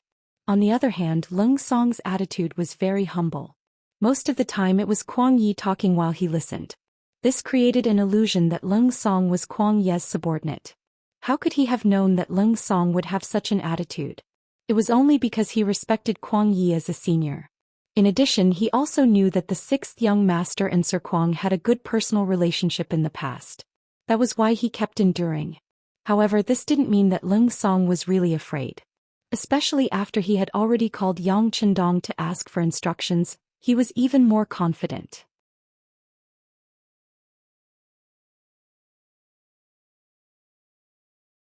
Chapter 1639. Imaginary enemy? Kuang Gong, since you said so yourself, why did you do something so inappropriate? As the saying goes, if you don't do anything wrong, don't be afraid of ghosts calling at night. Could it be that you want to be enemies with our 5-star army, so you're afraid that we'll be enemies with you? Let me tell you, your actions have already violated your status as a member of the observer group. You're too reckless and you'll have to pay the price for it. Men, chase Kuang Gong and all of the South Ming Ministry of War officials out. The Navy has already arranged a transport ship, and they must leave Crimson City today. After saying this in an unquestionable manner, a group of officers immediately began to carry it out. Because not all of the Ministry of War officials and their families were here, they had to search for them. Then they would be kicked out of Crimson City. Kuang Yi clearly didn't expect that he would end up with such a result after making a ruckus. At this moment, his expression changed greatly and he shouted, "No. You can't not do this, it's too unfair. I want to see Yang Chendong, I want to see Bugnam of Gojoseon. Our king doesn't have time to see you. Also, have you forgotten the bet from before? Let me tell you, there are no civilians in Crimson City who can't afford to eat, because there are countless jobs waiting for them. Therefore you lost, and with your actions today there's no other choice but to leave. Right, do it." Leng Song didn't have any intention to continue talking with Kuang Yi. After saying this, he turned and left, leaving behind a few officers to deal with this sudden situation. Regardless of whether he was willing or not, Kuang Yi was dragged out of the camp in the end. Ku Hong and the others also followed behind. All of them had ugly expressions. None of them had expected that they would be sent back after only 3 days. How shameful would that be? Everything was because of their minister's impulsive actions. However, they couldn't do anything. The situation was stronger than the person. If they dared to make a move against the 5-star army, it was equivalent to a challenge and they were seeking their own deaths. No one could save them. They didn't dare to get angry at Kuang Yi. He was their superior and his words determined their future. Anger that couldn't be vented was the scariest. Until they boarded the ship, no one said a word, but everyone's face was filled with anger and they were in a bad mood. Especially soon, the family members of the officials from the Ministry of War were also found and sent to the ships. They didn't care so much, especially some of the young people. They were happily strolling around Crimson City. Some of them were even strolling around Yang family's department store wanting to buy something they liked. Suddenly, many soldiers from the 5-star army rushed out and brought them here. They were still confused about what had happened. Now that they finally knew the truth, how could they not be furious? In their anger, they didn't care about Kuang Ye's status as a high-ranking official. They all started shouting on the ship. Although they didn't directly name Kuang Yi, their words were full of criticism. Do they want to die? When Ku Hong and the others heard this, they were all filled with righteous indignation. They rolled up their sleeves and wanted to find trouble with those young people. They couldn't do anything to the 5-star army, but they could still take care of their own juniors. Forget it, let them vent their anger. At this time, Kuang Yi had already calmed down and shook his head. He was already regretting his impulsive actions. But now that things had come to this, there was no other way. Even if he was willing to bend down and apologize, the 5-star army wouldn't accept it. Not to mention it was impossible for him to apologize to the 5-star army. Because in Kuang Ye's eyes, Yang Qindong was already a traitor. He was the imperial tutor of the crown prince, the minister of war and a rank 1 official. How could he lower his head to a traitor? When Ku Hong and the others heard Kuang Yi say that they could vent their anger, they couldn't help but look at Kuang Yi. Of course they hoped that this was true. If that was the case, they would each give their own minister of war a punch to vent their anger. But how could they dare to do that? They wanted to go back just like that. They originally had more time to understand the situation of the 5-star army, but now everything was gone. A good opportunity to understand their opponent was lost just like that. Everyone's morale was low and they all leaned against the ship with their heads lowered.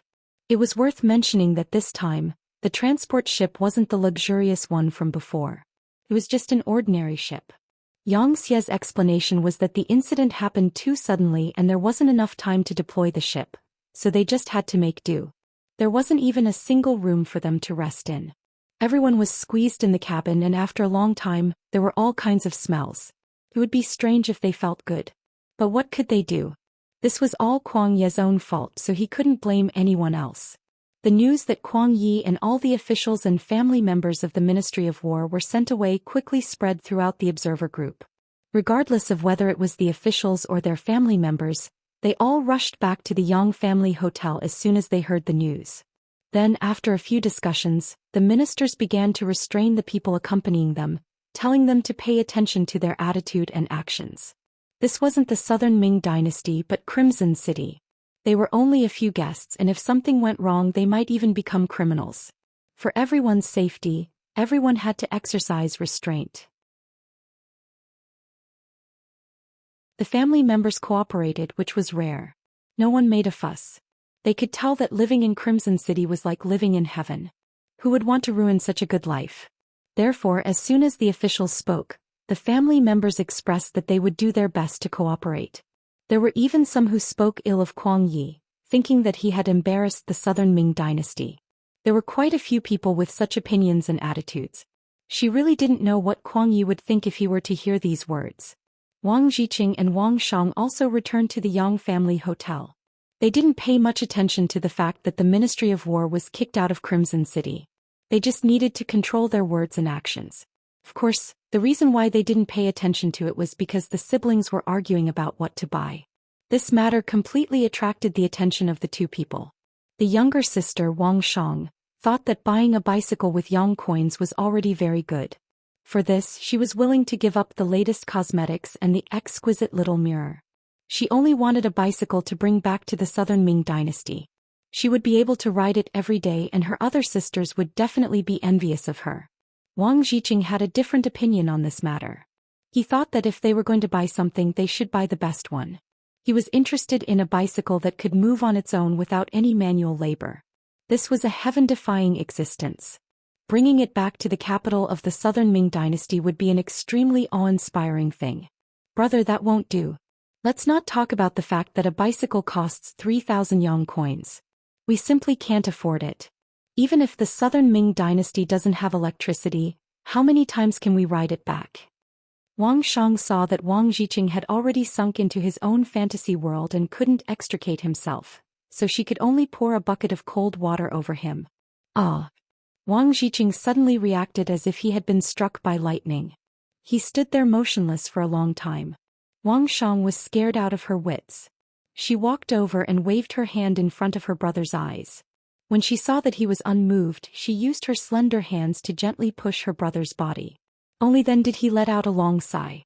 Why doesn't the Southern Ming dynasty have electricity? Isn't our great Ming dynasty the most outstanding nation in the world? Isn't it said that we have the best environment and the strongest culture? But why isn't there even electricity? What's the point of talking about being advanced and powerful? At this moment Wang Zhiqing started to ramble. He didn't care if anyone answered his questions. He only cared about throwing out questions one after another. Wang Shang, who was standing at the side, was very clear-headed. She also sighed. Yes, before she came to Crimson City, she still felt that the Southern Ming dynasty was very powerful. No matter how strong the Bugnam of Zhou Xian and the five-star army were, they still wouldn't be a match for the Southern Ming dynasty. But now her mentality had long been shaken. In Wang Shang's eyes, Crimson City was heaven on earth. Compared to it, the capital of the Southern Ming dynasty was a backwater and poor place. She couldn't help but yearn for life in Crimson City. She was already fantasizing about whether she could stay here. If that was the case, how great would that be? Wang Shang and Wang Zhiqing weren't the only ones whose mentality had changed. Many others had similar thoughts. And this was only the third day since they came to Crimson City. To be precise, it was only the second day after they truly understood Crimson City. Kuang Ye's incident reminded everyone. In the following days, the observation team members were much more well-behaved when they walked around Crimson City. After all, with such good conditions, no one was willing to leave immediately. Thus they couldn't do anything stupid. Kuang Yi and the others didn't even understand the deployment of the five-star army's forces. They also didn't know how many soldiers the five-star army had before they were chased away. But who could be blamed for this? As the saying goes, the evils brought on by oneself are the hardest to bear. With this as an example, the Southern Ming observation team became even more well-behaved. They didn't do anything that crossed the line. But even so, the scenes they saw made them widen their eyes in disbelief. The scenes made them feel as if they were in a dream. The spacious cement roads in the city, the neat streets, the lush green trees, the rosy-cheeked people, and the high-spirited new army were all things that he didn't even dare to dream about.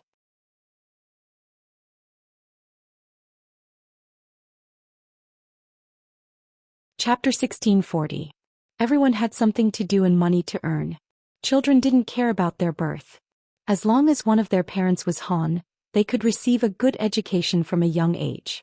When people fell ill, they had money to treat them. The greatest guarantee was the possibility of dying from illness. One day they had 3 meals instead of 2. Not only that, they could eat meat for every meal. Everyone had new clothes to wear. This seemed to be something that only humans dreamed of in the immortal world. But now, everything was happening in Crimson City.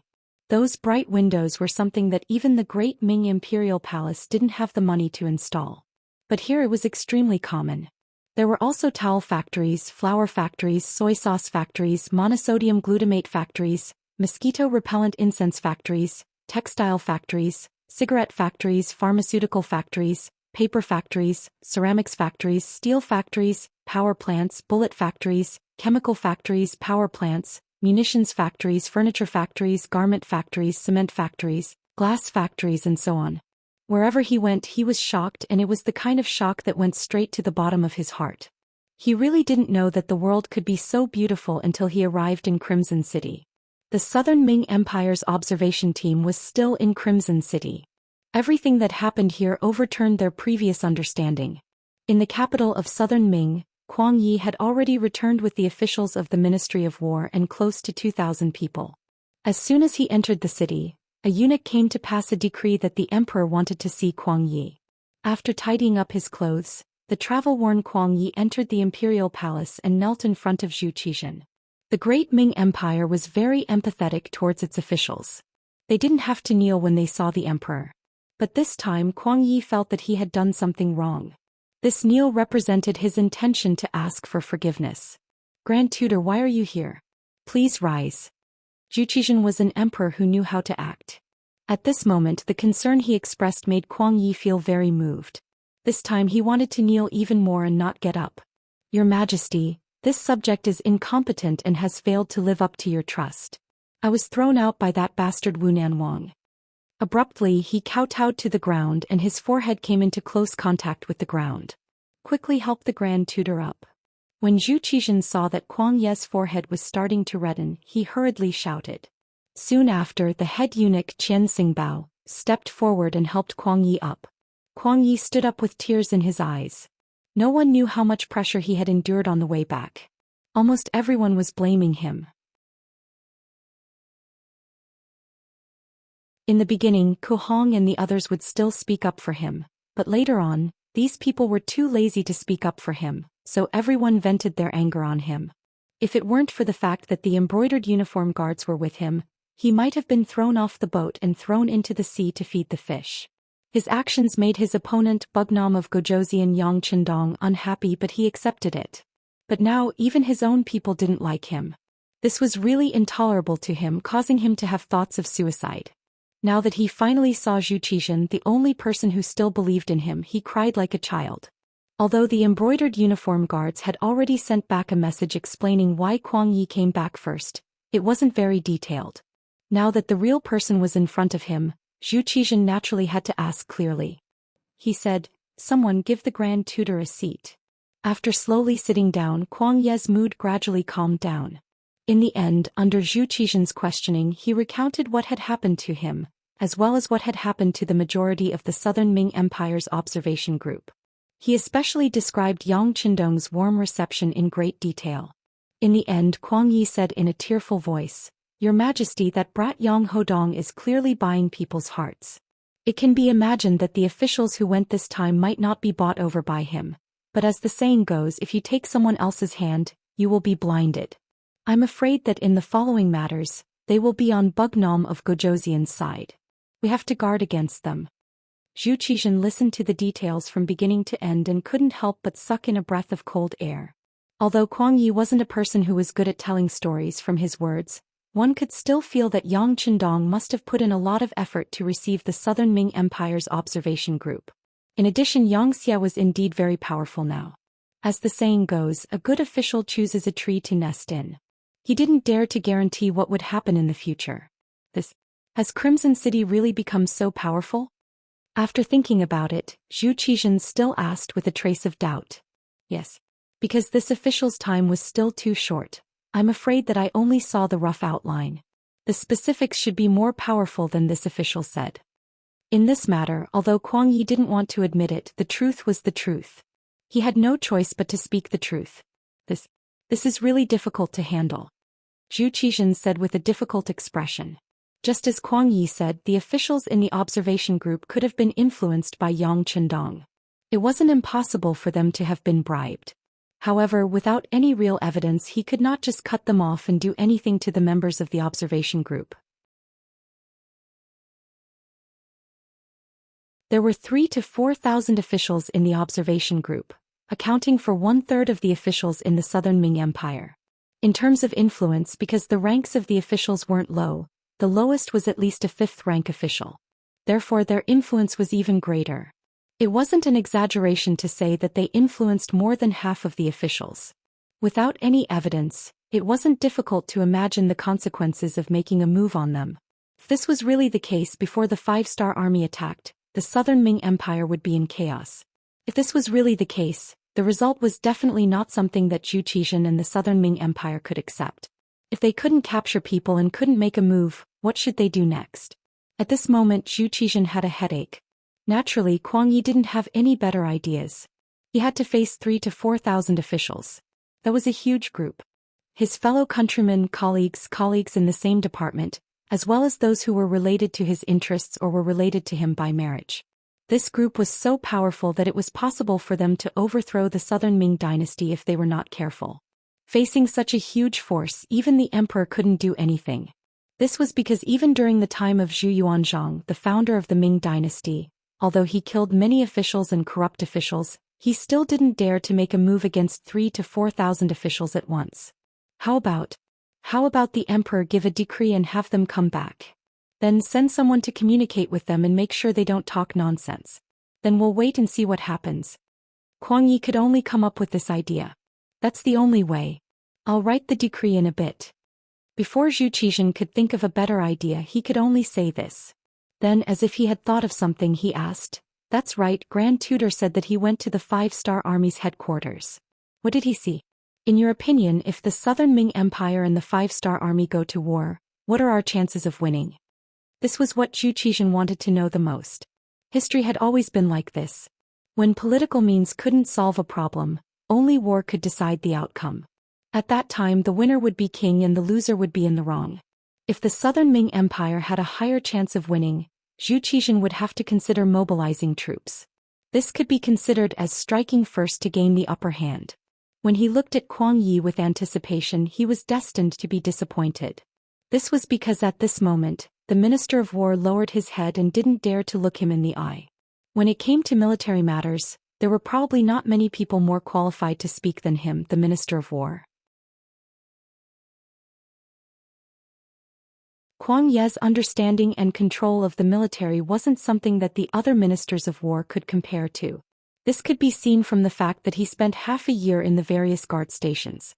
And it was precisely because of this understanding that Kuang Yi felt immense pressure at this moment. Although he had only spent half a day in the 5-star Army's headquarters, the impression that it had left on him was too deep. Whether it was the training method, the advanced weapons, or the logistical support, the Southern Ming Army could not compare to them. Over the years, although the Southern Ming Empire had invested in the military every year, it wasn't a high proportion. The Southern Ming Empire had Baiming in the north, the 3 provincial kings in the west, and Bugnam of Gojoseon in the south. However, almost all of the officials didn't think that anyone would use force against the Southern Ming Empire. Baiming couldn't even protect himself, so if he made a move against the Southern Ming Empire, he wouldn't have enough confidence. Facing the pressure of the 5-star Army, how could the 3 provincial kings take the initiative to make trouble for the Southern Ming Empire? That would be equivalent to seeking death. Only the 5-star Army posed the greatest threat.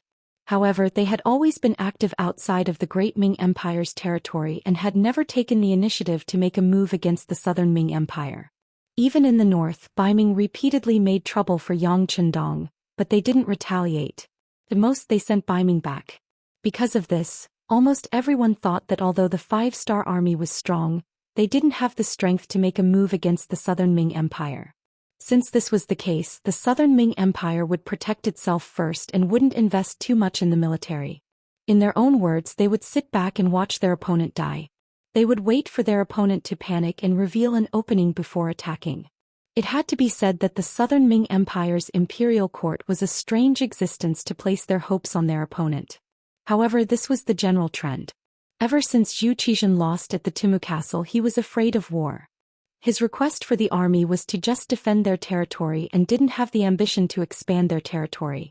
Even the emperor was like this, not to mention the ministers below. Without enough military funds, the Southern Ming Empire's army could only muddle through. Because of the embezzlement of some officials, many soldiers who came from military families had problems eating and wearing clothes. Even if they didn't starve to death, they wouldn't be able to survive.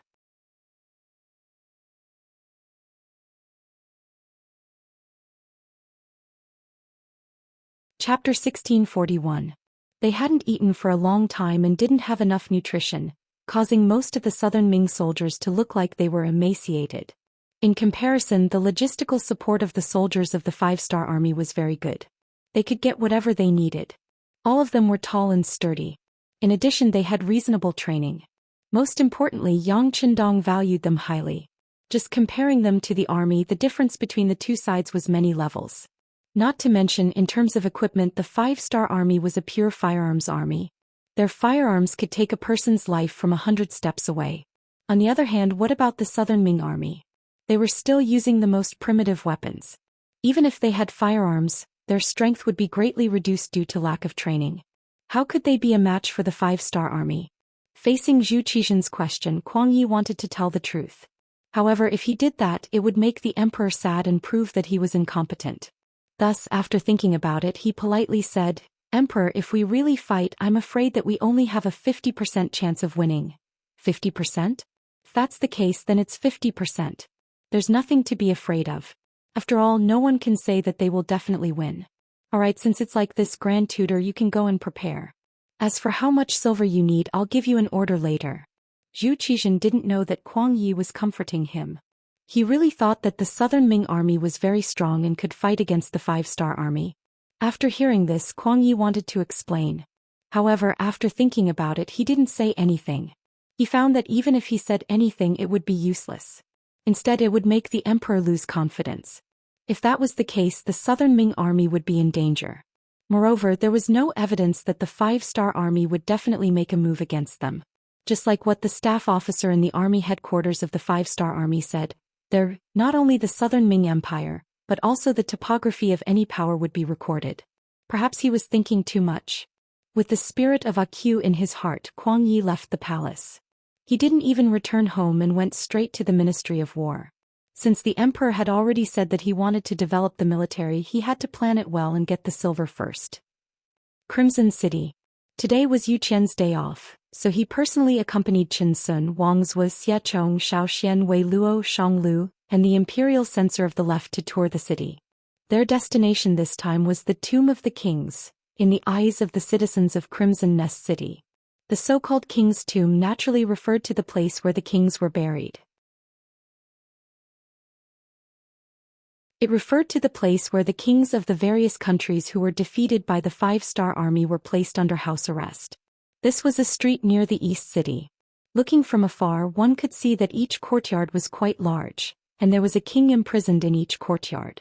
Unlike the other streets, both ends of this street were guarded by five-star army soldiers.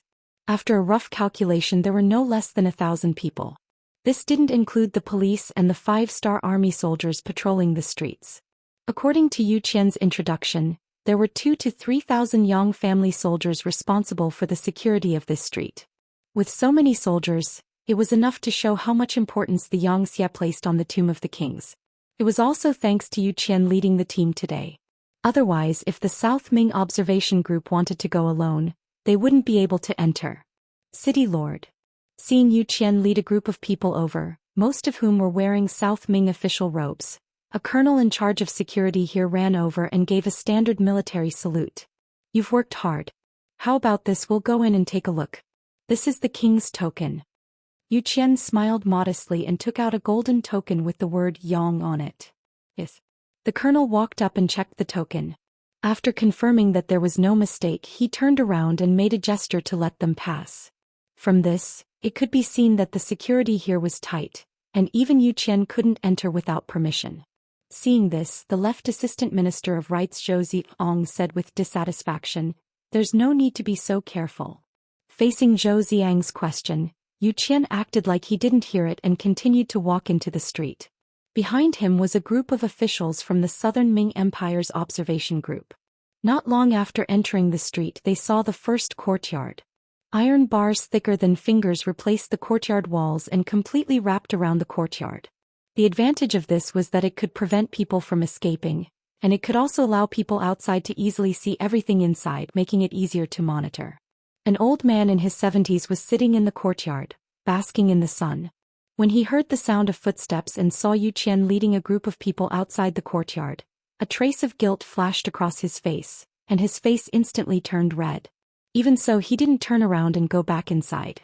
This was because if he didn't say anything or went back without orders, he would be punished according to the Xianxia law. This punishment wasn't heavy, it was just starvation for 3 days. This old man didn't care at first, but after being starved several times in a row, he finally became obedient. When he saw Yu Qian and the others, although his expression was ugly, he didn't hide inside the house. The old man didn't hide, but Yu Qian had already spoken. "Lily, how are you?" "What? He's the original king of Jiaoji Lily? It would have been fine if Yu Qian didn't speak, but once he spoke, it immediately attracted cries of surprise from the South Ming Kingdom's observation group. If they didn't know any of the other kings, they definitely knew who Lili was. Some of the officials had visited Jiaoji more than 10 years ago and had seen King Lili. It was just that after more than 10 years things had changed, so they didn't immediately recognize him. Now that Yu Qian called out his name, they carefully identified him. Soon after, Xiachong was the first to cry out. That's right, he is Lili. This official has seen him before, but I didn't expect him to be so old. AI. With Minister Xiachong saying this, how could the other South Ming officials not believe him? At that moment, each of them carefully sized up the old man, but the thoughts in their hearts had already flown off somewhere. Lili naturally heard the cries of surprise from outside. However, this wasn't the first time something like this had happened. In the past, other kings would be locked up on the street from time to time. When they first saw him, they were also surprised. Being surprised once was uncomfortable, but after being surprised many times, it became normal. Lili, who was used to it, didn't have any intention of hiding. Since he had already been recognized, there was no point in hiding. Instead, he took the initiative to walk to the railing and said to Yu Qian, "City Lord Yu, isn't it a little too long for the performance team to only come once a month? This king is really bored staying here. Can you give a reaction and let the performance team perform twice a month?" "Okay, I will report your request to the higher-ups." Yu Qian smiled and agreed, which immediately attracted a wave of gratitude from Lili. The first courtyard was Lili, which attracted the cries of surprise from the South Ming Kingdom's observation group. The second courtyard was the Lansong Kingdom's King Paisei. Seeing another king locked up here, everyone deeply understood the true meaning of the king's tomb. At the same time, everyone's cries of surprise weren't as loud. In the next courtyard were King Boromir of the Phnom Penh dynasty, Governor Chen Rong of Luzon, King Li Yong of North Korea, and so on. Among them, they also saw the blind Duke of the Ross Duchy. However, because they were too far away, the South Ming Kingdom's officials didn't react. More importantly, in the two courtyards of the king's tomb, everyone saw the three provinces' King Zhu Huiqiu and Shiping's King Mu Bin. Coincidentally, the two of them lived across from each other. Every day when they basked in the sun, the two of them would sit facing each other. It would be very interesting to have two old enemies meet each other every day and not be able to make a move against each other. When the South Ming Kingdom's observation group walked past their courtyard, both Zhu Huiqiu and Mu Bin wanted to turn around and enter the house. However, they didn't dare to because they were already told that they had to stay outside the courtyard until the observation group left. Otherwise, they would starve for 3 days. Humans were iron, rice was steel. If they didn't eat a meal, they would panic. The two of them had violated the rules when they first arrived and starved for 3 days. That feeling was really uncomfortable and they didn't want to experience it again. When the two of them obediently stood there like rare animals in the zoo, all the Southern Ming officials who saw them had a gloomy expression on their faces. It was as if they had eaten rat feces. Their hearts were disgusted and their expressions were extremely ugly. However, there was nothing they could do. The two of them had been defeated by Bugnam of Gojosian fair and square. They had brought this upon themselves. Other people couldn't interfere, nor did they dare to interfere. After walking for nearly 4 hours, they walked out from the other end of the king's tomb. Everyone's expression was different. There are still some courtyards that are empty, but it doesn't matter. Bugnam of Gojosian said that they will be full one day. Yu Qian seemed to explain very casually. However, when these words were heard by the South Ming Kingdom's officials, they didn't mean that at all. What did he mean by it will be full one day? Could it be that the South Ming Emperor and Baiming Emperor were also going to be locked up? It was unknown who it was that muttered this in a low voice. However, because everyone was thinking about something, the scene was extremely quiet. Thus, this sentence was quickly heard by everyone clearly. At this moment, all the officials' faces were filled with shock. They suddenly discovered that this assumption wasn't impossible. Since Xianxia could defeat so many powerful enemies, why couldn't she deal with the South Ming Kingdom and Baiming Emperor? As a part of it, what should they do next? Where should they go?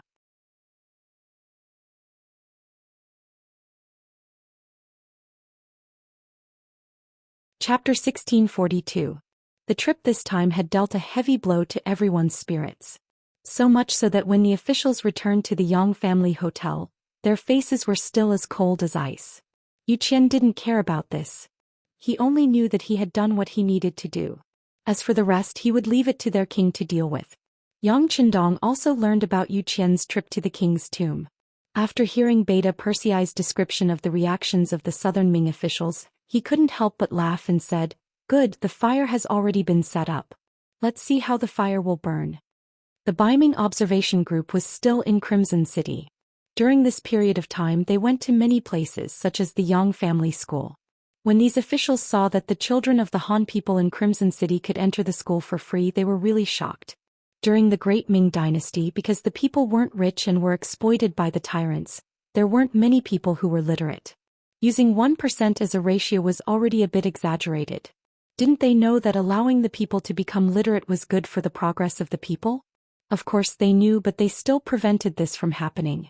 This was because they wanted to become a powerful group. They needed to have advantages, and literacy was an advantage. But in Crimson City, this kind of restriction didn't exist. All the children of the common people could enter the school for free. If they learned well, they would be used by the Xianxia and become an official. They might even have great power. This was somewhat out of the expectations of the southern Ming officials. How could a grassroots person have power? If that was the case, wouldn't it be a mess? But the Xianxia clearly didn't care about this. The advantage of this was that the common people had culture, knowledge, and the ability to distinguish right from wrong. As long as they worked hard, they could become useful to the society, the country, and the people. In this way, although it was a shock to the powerful, it also allowed the Xianxia to have more talents. They wouldn't encounter bottlenecks and various pressures in the process of development. In fact, there weren't any powerful people in the Xianxia. Everyone relied on their own abilities. This was no longer the era of heroes and heroes of the father and son. He had to admit that there were more benefits to doing this. When power no longer belonged to certain people, the intensity of the competition would stimulate everyone to constantly work hard. Otherwise, they would face the danger of being eliminated. When the sounds of studying entered their ears, many of the southern Ming Empire's officials looked pensive. They had a feeling that if they allowed Xianxia to continue developing, it wouldn't be a problem for them to replace the southern Ming dynasty. Not only the school, but after walking around the factories, they realized that Xianxia was already so powerful. A complete light industry was developing into a heavy industry. With self-sufficiency, they no longer needed to rely on others and could still live well. This was also why Xianxia was so confident. It could be imagined that as time passed, Xianxia's workshop, lathe, and programming would pull further and further away from the primitive southern Ming. In the end, the strength of both sides would not be on the same level. In the end, it would be normal for the southern Ming to become Xianxia's subordinate. The more they understood, the more they felt, and the greater the pressure on them.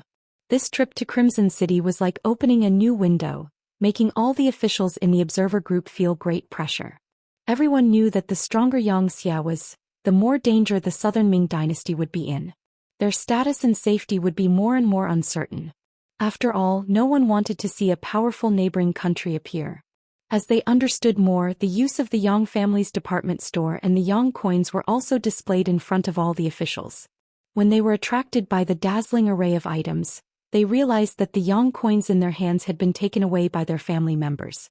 Some of them had even been used to buy goods. Especially when a few brand new bicycles appeared in front of the Yang family's hotel, these officials were shocked and angry. The horizons of the officials were naturally different from those of their family members. Although the bicycles were novel, they weren't enough to attract them. On the contrary, things like flashlights, sewing machines, watches, and binoculars were more attractive.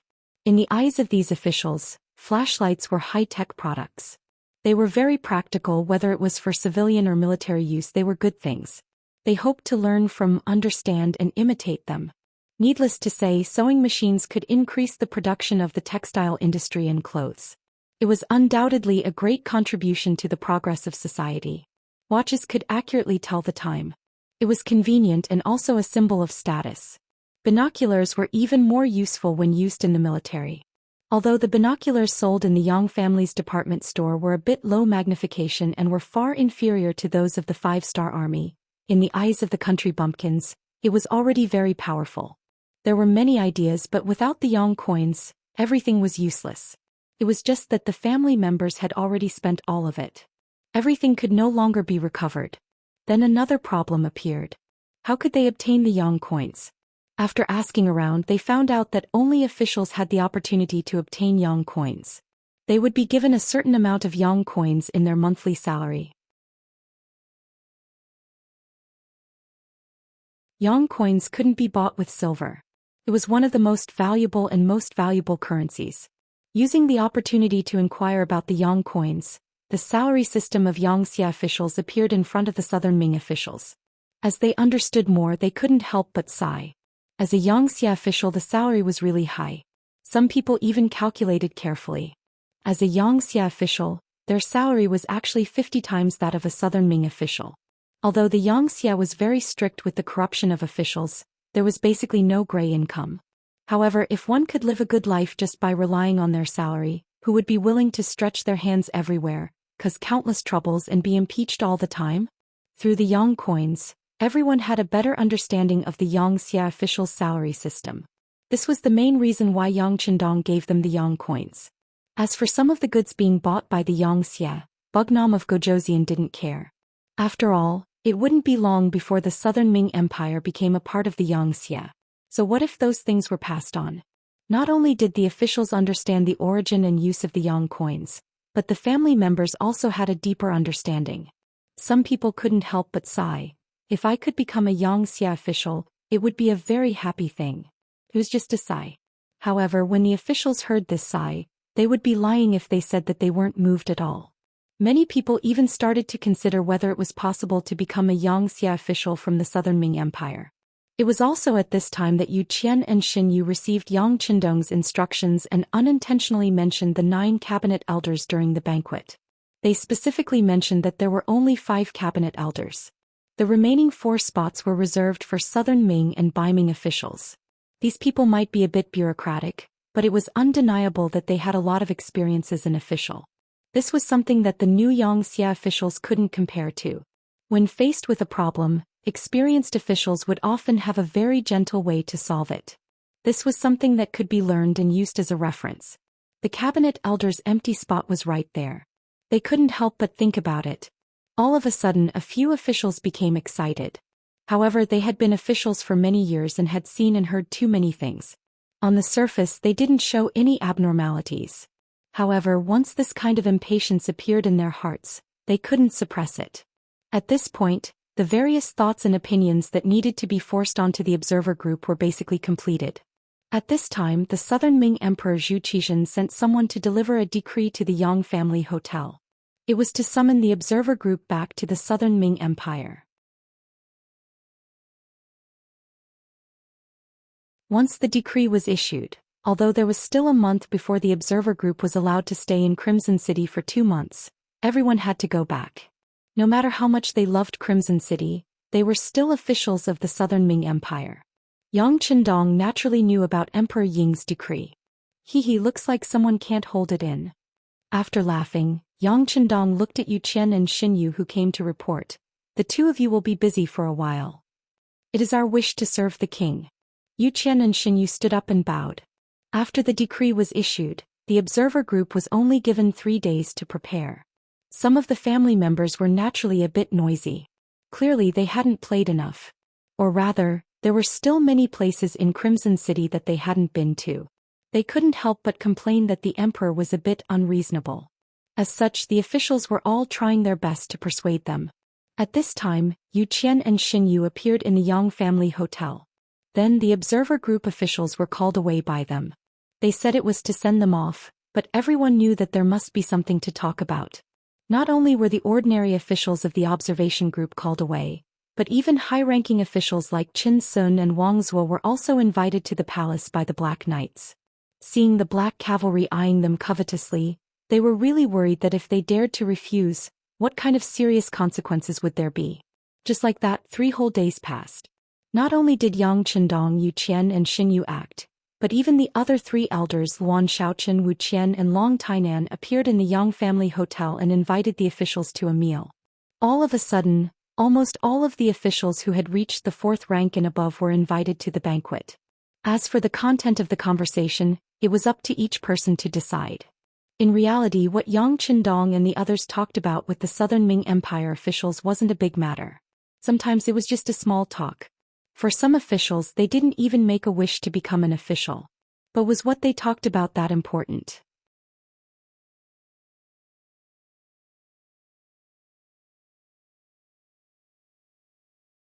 Chapter 1643. What was important was that they had talked about it. As long as the officials were talked about, they would be suspected when they returned to the Southern Ming dynasty. It would be even more difficult for them to be put in an important position. How could Qin Sun and Wang Zhou not see the reason behind this? However, they had no other choice. In the territory of Xichen City, they did not dare to go against Yang Qindong's good intentions. Moreover, they also needed to find a way out for themselves. Although being able to go to the meeting did not mean that they would definitely join the Xianxia, at least they would not offend Bugnam of Zhou. Moreover, so many officials did not refuse, so why would they refuse? Wasn't this the same as digging their own graves? No one with political wisdom would do such a foolish thing. In the same small courtyard, Yang Lu was listening to Yang Ying's report. He was talking about the officials of the Southern Ming Dynasty's observation group being talked about. Master, as of now, all the officials of rank 4 and above in the observation group have been talked about. Yang Qindong has used almost all the officials of the city lord's mansion and has already started to talk about the rank 5 officials. When Yang Ying said this, his face revealed an expression of admiration. At this moment, Yang Lu's face was also filled with admiration. He naturally saw through Yang Qindong's intentions. It was because of this that he could not help but say with admiration, "Amazing, my young master really has good methods." Presumably, Emperor Ingzong will have a headache and will not dare to put these people in important positions. This is equivalent to cutting off one of his own arms before the battle. Yang Ying also nodded and said, "That's right. If they don't dare to trust these people, then in a certain period of time, Ingzong will have no one to use. It is very likely that there will be internal chaos in the Southern Ming dynasty." No. It is not a possibility but a certainty, Yang Lu said with a very firm tone. Then his tone changed. "However, this has nothing to do with us. It is even a good thing. What we want is to take the chestnuts out of the chaos. Right? How are the arrangements on Yang Yang's side?" "Everything is arranged properly. The poor and stupid him does not know that he is being used by us." Speaking of this matter, Yang Ying's face was filled with pride. This time, there were embroidered uniform guards among the members of the Southern Ming observation group. This was one of the methods the great Ming emperor used to monitor his subjects. One of the commanders named Wenjing had another mission, which was to contact Yang Yang and create a false impression that Chao Jixiang wanted to join Bugnam of Zhou to lure him in. Hearing Yang Ying say that the plan was going well, Yang Lu's expression became better. "Good, haha, if that's the case we have to be prepared. Remember, this time we can only succeed and not fail. Otherwise we will die without a burial ground." Yang Ying replied with a straight face, "Master, please rest assured. We have prepared for this for a long time. There will definitely be no problems." "Alright, let's wait and see," Yang Lu said with a face full of excitement. Then he muttered to himself in a voice that no one else could hear, "I hope you can cooperate. Like this, as a master and servant, I can still spare your life. Otherwise, I can only force you to be ruthless." Crimson City Pier. This day was very lively. The 13,000 people of the Southern Ming observation group were queuing up to board the ship. Compared to the excitement they had when they came, most of them were reluctant to leave. They could eat well, sleep well, and have so many fun things here. It was really hard for them to give up. Now that they were finally going to leave, they were going to return to their previous lives. For a moment, a sense of disappointment filled everyone's hearts. Yu Qian, Xin Yu, and the others also appeared in front of the pier to send everyone off. They were bidding farewell to Qin Sun, Wang Zhou, and the others in front of the pier. With a bitter smile on his face, Qin Sun looked at Yu Qian in front of him and didn't know what to say. Thousands of words turned into one sentence. "Yu Qian, you've really screwed this old man over." "Master Qin, don't say that. Can't you see that our Xianxia is already much stronger than the Southern Ming Empire? This is because our king is virtuous. Otherwise, it would be like dealing with other foreign races in other countries. As long as the army moved, would the Southern Ming Empire be able to stop it?" Yu Qian didn't feel that it was too much. That he spoke the truth.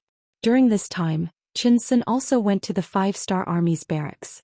He looked at the equipment and the training process. He also saw the long line of young people signing up. Qin was very envious that so many people in Crimson City volunteered to join the army.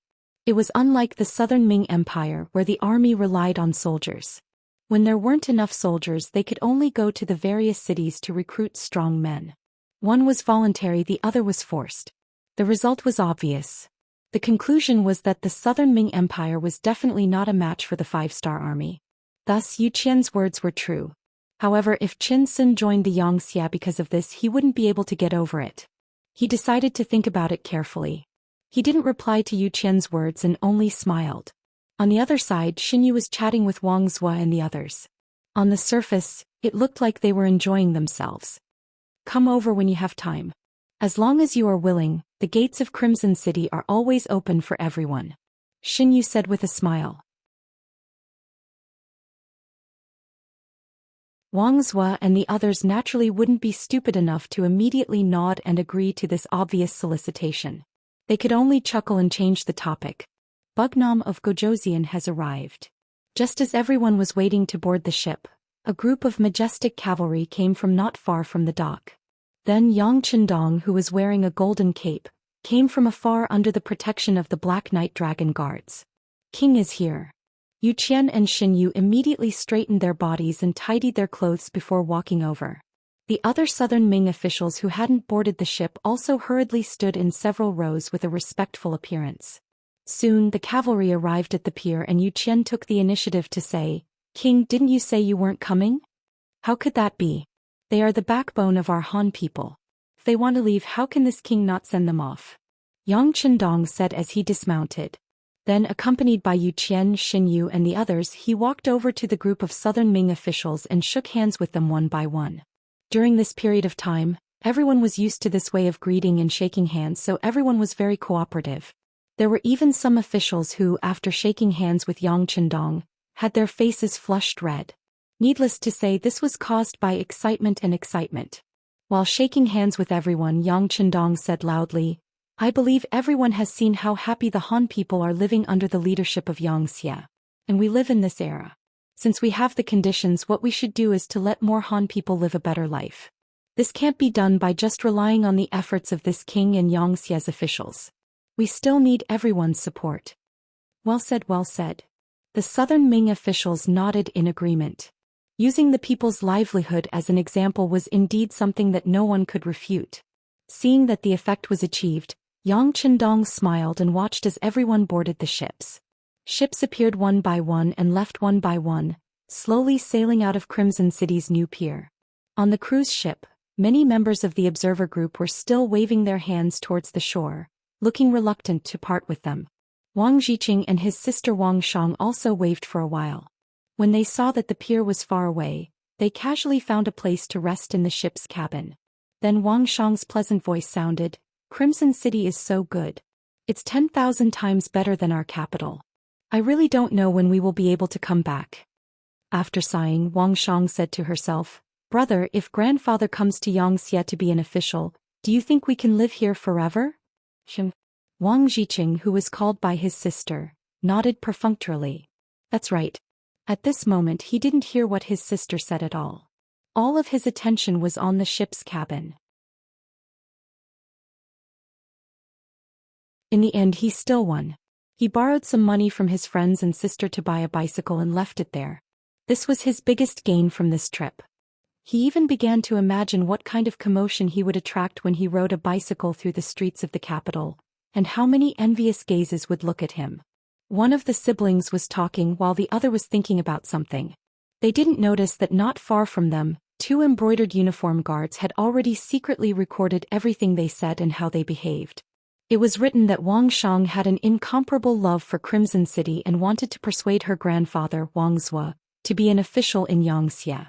Her brother Wang Zhiqing was also thinking about the feasibility of this and nodded thoughtfully. Strictly speaking, the contents of the records didn't match up, because Wang Zhiqing didn't hear what his sister said at all. However, this wasn't important.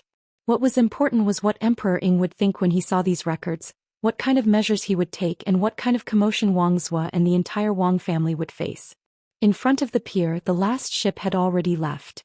Yang Qindong sighed and said, "Our actions this time will definitely make Emperor Ying unhappy. I'm afraid these officials will be in danger. How about this, you guys immediately come up with a plan. If there's danger, how to save them. When the time comes, the intelligence department will fully cooperate with you." Yu Qian and Xin Yu, who were called out, also knew that this matter was of great importance. They immediately nodded and said, "Yes, Wang. We'll go back and come up with a plan." "Yes, you must do your best to perfect it. Don't be afraid of spending money. Many of these people have real talent. If they can join Xianxia, it will be extremely beneficial for us to manage the entire Southern Ming dynasty in the future." "Yes, we're clear." Yu Qian and Xin Yu gave their assurances again. Yang Qindong nodded in satisfaction and then left the pier with the black cavalry.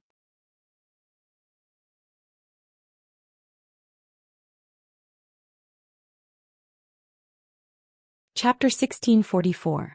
Speaking of the boat, because they had received Emperor Ying's decree, their return speed was clearly faster. They had used close to 15 days to arrive and less than 10 days to return. They had arrived at the docks of the Suzhou prefecture. Once everyone was ashore, they immediately rushed to Yingtian Mansion, the capital of the Southern Ming dynasty, Nanjing Mansion. The officials were all smart people. Since they had returned to the Southern Ming dynasty, regardless of what had happened to their mentality, what they needed to do now was see the emperor and then express their loyalty. Wang Zhiqing, Wang Shang and the others also got off the boat.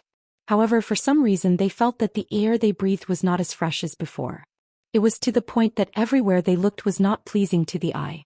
The formerly bustling capital was now like a countryside in their eyes. There were flaws everywhere. In particular, when they entered the capital and saw the occasional rice fields on the sides of the streets, they felt a wave of disgust and discomfort. In comparison, the incomparably clean streets in Crimson City, as well as the public toilets 1,000 meters away, seemed more humane. Zhou Xian met the members of the observer group one by one in the imperial palace. When he saw that everyone was extremely respectful when they saw him, for some reason he did not feel as interested as before. He had a feeling that these people's smiles were too fake, as if they were acting with him. After the officials finished greeting each one of them, Zhou Xian finally spoke. "Beloved officials, I presume that you have all gained a lot from this trip to Crimson City. Since this is the case, go back and write a memorial to see if there is anything we can learn or imitate. Then we can also make changes, okay?" "Your Majesty is wise, this official will obey," the officials replied in unison. Then everyone left the imperial palace and returned home to write memorials. The next morning, in front of Zhou Xian's dragon table, there were memorials written by the various officials. Zhou Xian looked through them curiously. However, not long after, he angrily threw these memorials to the ground. It had to be said that these memorials talked about many things. For example, the Ministry of Personnel's memorial said that they were going to clean up the officials again. Anyone who was found to be corrupt would be heavily punished. For the sake of governance, officials were not allowed to engage in business. Anyone who took over extra land should also be returned. Anyone who had business in their family should also immediately stop to prevent collusion between officials and business. The Ministry of Revenue reported that they were going to reinstitute the business tax and collect heavy taxes. Regardless of whether one was a grand scholar, high scholar or elementary scholar, they would still have to pay taxes when doing business. Everyone was equal. Only then would the wealth of the country be abundant. Only then would they be able to do what they wanted to do and benefit the people. The Ministry of Rights Memorial said that they wanted to set up a Nanming newspaper to allow the common people to have a voice. This way they could eliminate the existence of any undesirable things to the greatest extent. He also wanted to set up public schools with the imperial court providing money so that the commoners could have books to study and develop their wisdom. The Ministry of Justice's memorial said that they wanted to expand the dungeon and severely crack down on the outlaws among the people, especially those officials with backgrounds, so that everyone would be equal. Only by giving the common people peace and order would the common people feel safe and happy. Only then would the common people truly support the Southern Ming dynasty. The Ministry of Works said that they wanted to open more factories. At the same time, they wanted to raise the social status of blacksmiths, carpenters and craftsmen. Only then would they be able to better display their enthusiasm and build the Southern Ming dynasty. Even the imperial censor of the left, Shang Lu, wrote a memorial saying that they wanted to clean up the governance of officials and reduce unnecessary expenses for the imperial court. For example, they wanted to reduce the expenses of the embroidered uniform guard, expand the area of the streets, build more public toilets, and let the common people develop the good habit of not urinating and defecating everywhere. They wanted to change the environment of the entire southern Ming dynasty so that everyone would not have to live in a stinky environment. They could also reduce the occurrence of diseases and so on. Looking at these memorials, if they were not asking for money, they were asking for people, or they were criticizing the southern Ming dynasty system and bad habits. How could Zhou Xian not be angry? It was rare for him to throw a tantrum in the main hall for several hours. His shouts could be heard from time to time from the throne room. Setting up a business tax and taking back the privileges of scholars. What does Qin Sun and the Ministry of Appointments want to do? Do they want us to become enemies with all the scholars in the world and cause chaos without a war? Set up a newspaper when school starts? What does the Ministry of Rights want to do? Could it be that if we don't set up a newspaper we won't be able to hear the voices of the common people? Expand the dungeon? What does the Ministry of Justice want to do? Do we have so many bad people in the southern Ming dynasty? What bright heaven and earth! Could it be that the skies of the southern Ming dynasty are dark and gloomy? The Ministry of Works is even more ridiculous. Raising the status of the craftsmen, are they trying to change the current state of the southern Ming dynasty? Won't this cause chaos? If the status of the craftsmen is raised, will the status of other people be raised as well? Especially this imperial censor. According to what he said, are we living in a stinky environment every day? The common people will get sick when they eat grains. This is originally a matter of heaven and earth. How can it be that the common people's production has anything to do with our current environment? After calling out the names of the various departments, Zhou Xian overturned the dragon case in a fit of anger. The eunuchs at the side were so scared that they trembled in fear, not daring to say a word. Are they rebelling? All of them are pointing fingers at me. I think they have clearly been bribed by Yang Chendong. We don't believe that Crimson City is really as good as they say. How is this observing and learning? This is clearly eating other people's food and then coming back to bite their master. These people all deserve to be killed, they deserve to be killed. Zhou Xian couldn't be blamed for being so angry. He had his subordinates give their opinions because he wanted to see if they had any gains. If there was, he could make appropriate changes without putting in too much effort. But now how was this appropriate change? It was clearly overturning everything. The southern Ming dynasty was also degraded by everyone. As the emperor he naturally had no face. It would be strange if he wasn't angry. After venting his anger, Zhou Xian stood there panting. The head eunuch Qian Xingbao finally found an opportunity and hurriedly knelt on the ground. Your Majesty, don't be too angry. Your health is more important. It's not worth it for these officials. Yes, it's not worth it, Zhou Xian said in a fit of pique. Then he said, go summon beloved official Chao to see us. The so-called beloved official Chao was the guard of the embroidered uniform guard, Chao Jixiang. The kneeling Qian Xingbao naturally didn't get along with him, but this was the emperor's order. He didn't dare to stop him. He hurriedly gave a look to the eunuch at the side. At this moment Qian Xingbao was secretly delighted. He was thinking that the emperor had nowhere to vent his anger. Perhaps Chao Jixiang came at this time to eat melons. Chao Jixiang, who was on duty in the palace, was quickly found. He came to the throne room and knelt down. You all can leave first. Great companion, you can also leave. He glanced at Qian Xingbao. Because of the appearance of Yang Chendong, this little butterfly, Zhou Xian didn't experience being captured by Yes Hen. Thus Chao Jixiang didn't appear to save his master. Now his great companion became Qian Xingbao's eunuch. The emperor summoned Qian Xingbao and wanted to drive him away. Qian Xingbao naturally wasn't happy. But at this moment he didn't dare to disobey the emperor's order. He could only agree and leave. After he walked out of the throne room he stood there in deep thought. Recently, every time Zhou Xian saw Chao Jixiang he was always mysterious. Even his great companion was on guard against him. This made him feel a sense of danger. If Chao Jixiang really replaced him, he was afraid that he wouldn't be able to have a good ending. Internal strife among eunuchs was often the fiercest. Those in power could get whatever they wanted. As for those who were stepped on, it was a fate worse than death. Eunuch Qian, why are you here? Why aren't you serving the emperor? Xianxia Bao, who was in deep thought, was surprised when a voice came from behind him. He looked in the direction of the voice and saw the head eunuch of the empress, Mao Mu. Although they were both head eunuchs, one served the empress while the other served the emperor. The difference in status was too great. Oh, so it's eunuch Mao. What's wrong? Are you leaving the palace? Yes, the empress wants to weave cloth. Aren't I going out to choose? Mao Mu said with a fawning expression. In the entire southern Ming eunuch group, although Mao Mu carried the identity of a head eunuch, his real power wasn't even in the top 10. This was all because the empress's temper was very good and she never cared about matters. The master was weak, so as the eunuch by the master's side, he naturally didn't have much power. But because of this, Mao Mu became a transcendent existence in the entire group of eunuchs. This person did not fight for fame or profit. Because of the empress, not many people were interested in his position. This made it seem that he had a good relationship with all the eunuchs and they all seemed to be good. In terms of status, Mao Mu was far from them. But Xianxia Bao was a very smart person. He definitely wouldn't casually offend people for no reason.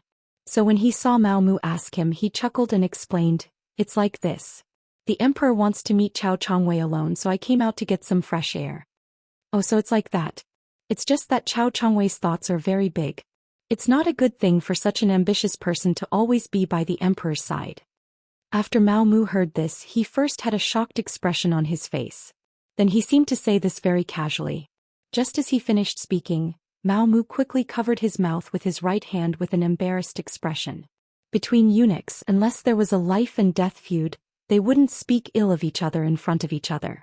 That was the behavior of a vile person and it was shameful. Normally, if Mao Mu said this, Xianxia Bao would even reprimand him. After all, he was now the head of the group of eunuchs. He had the obligation to maintain the unity of the group of eunuchs, at least on the surface. You're tuning in to the Zhou Xian's Legacy YouTube channel. Don't forget to subscribe and join us on this journey to catch the most captivating stories.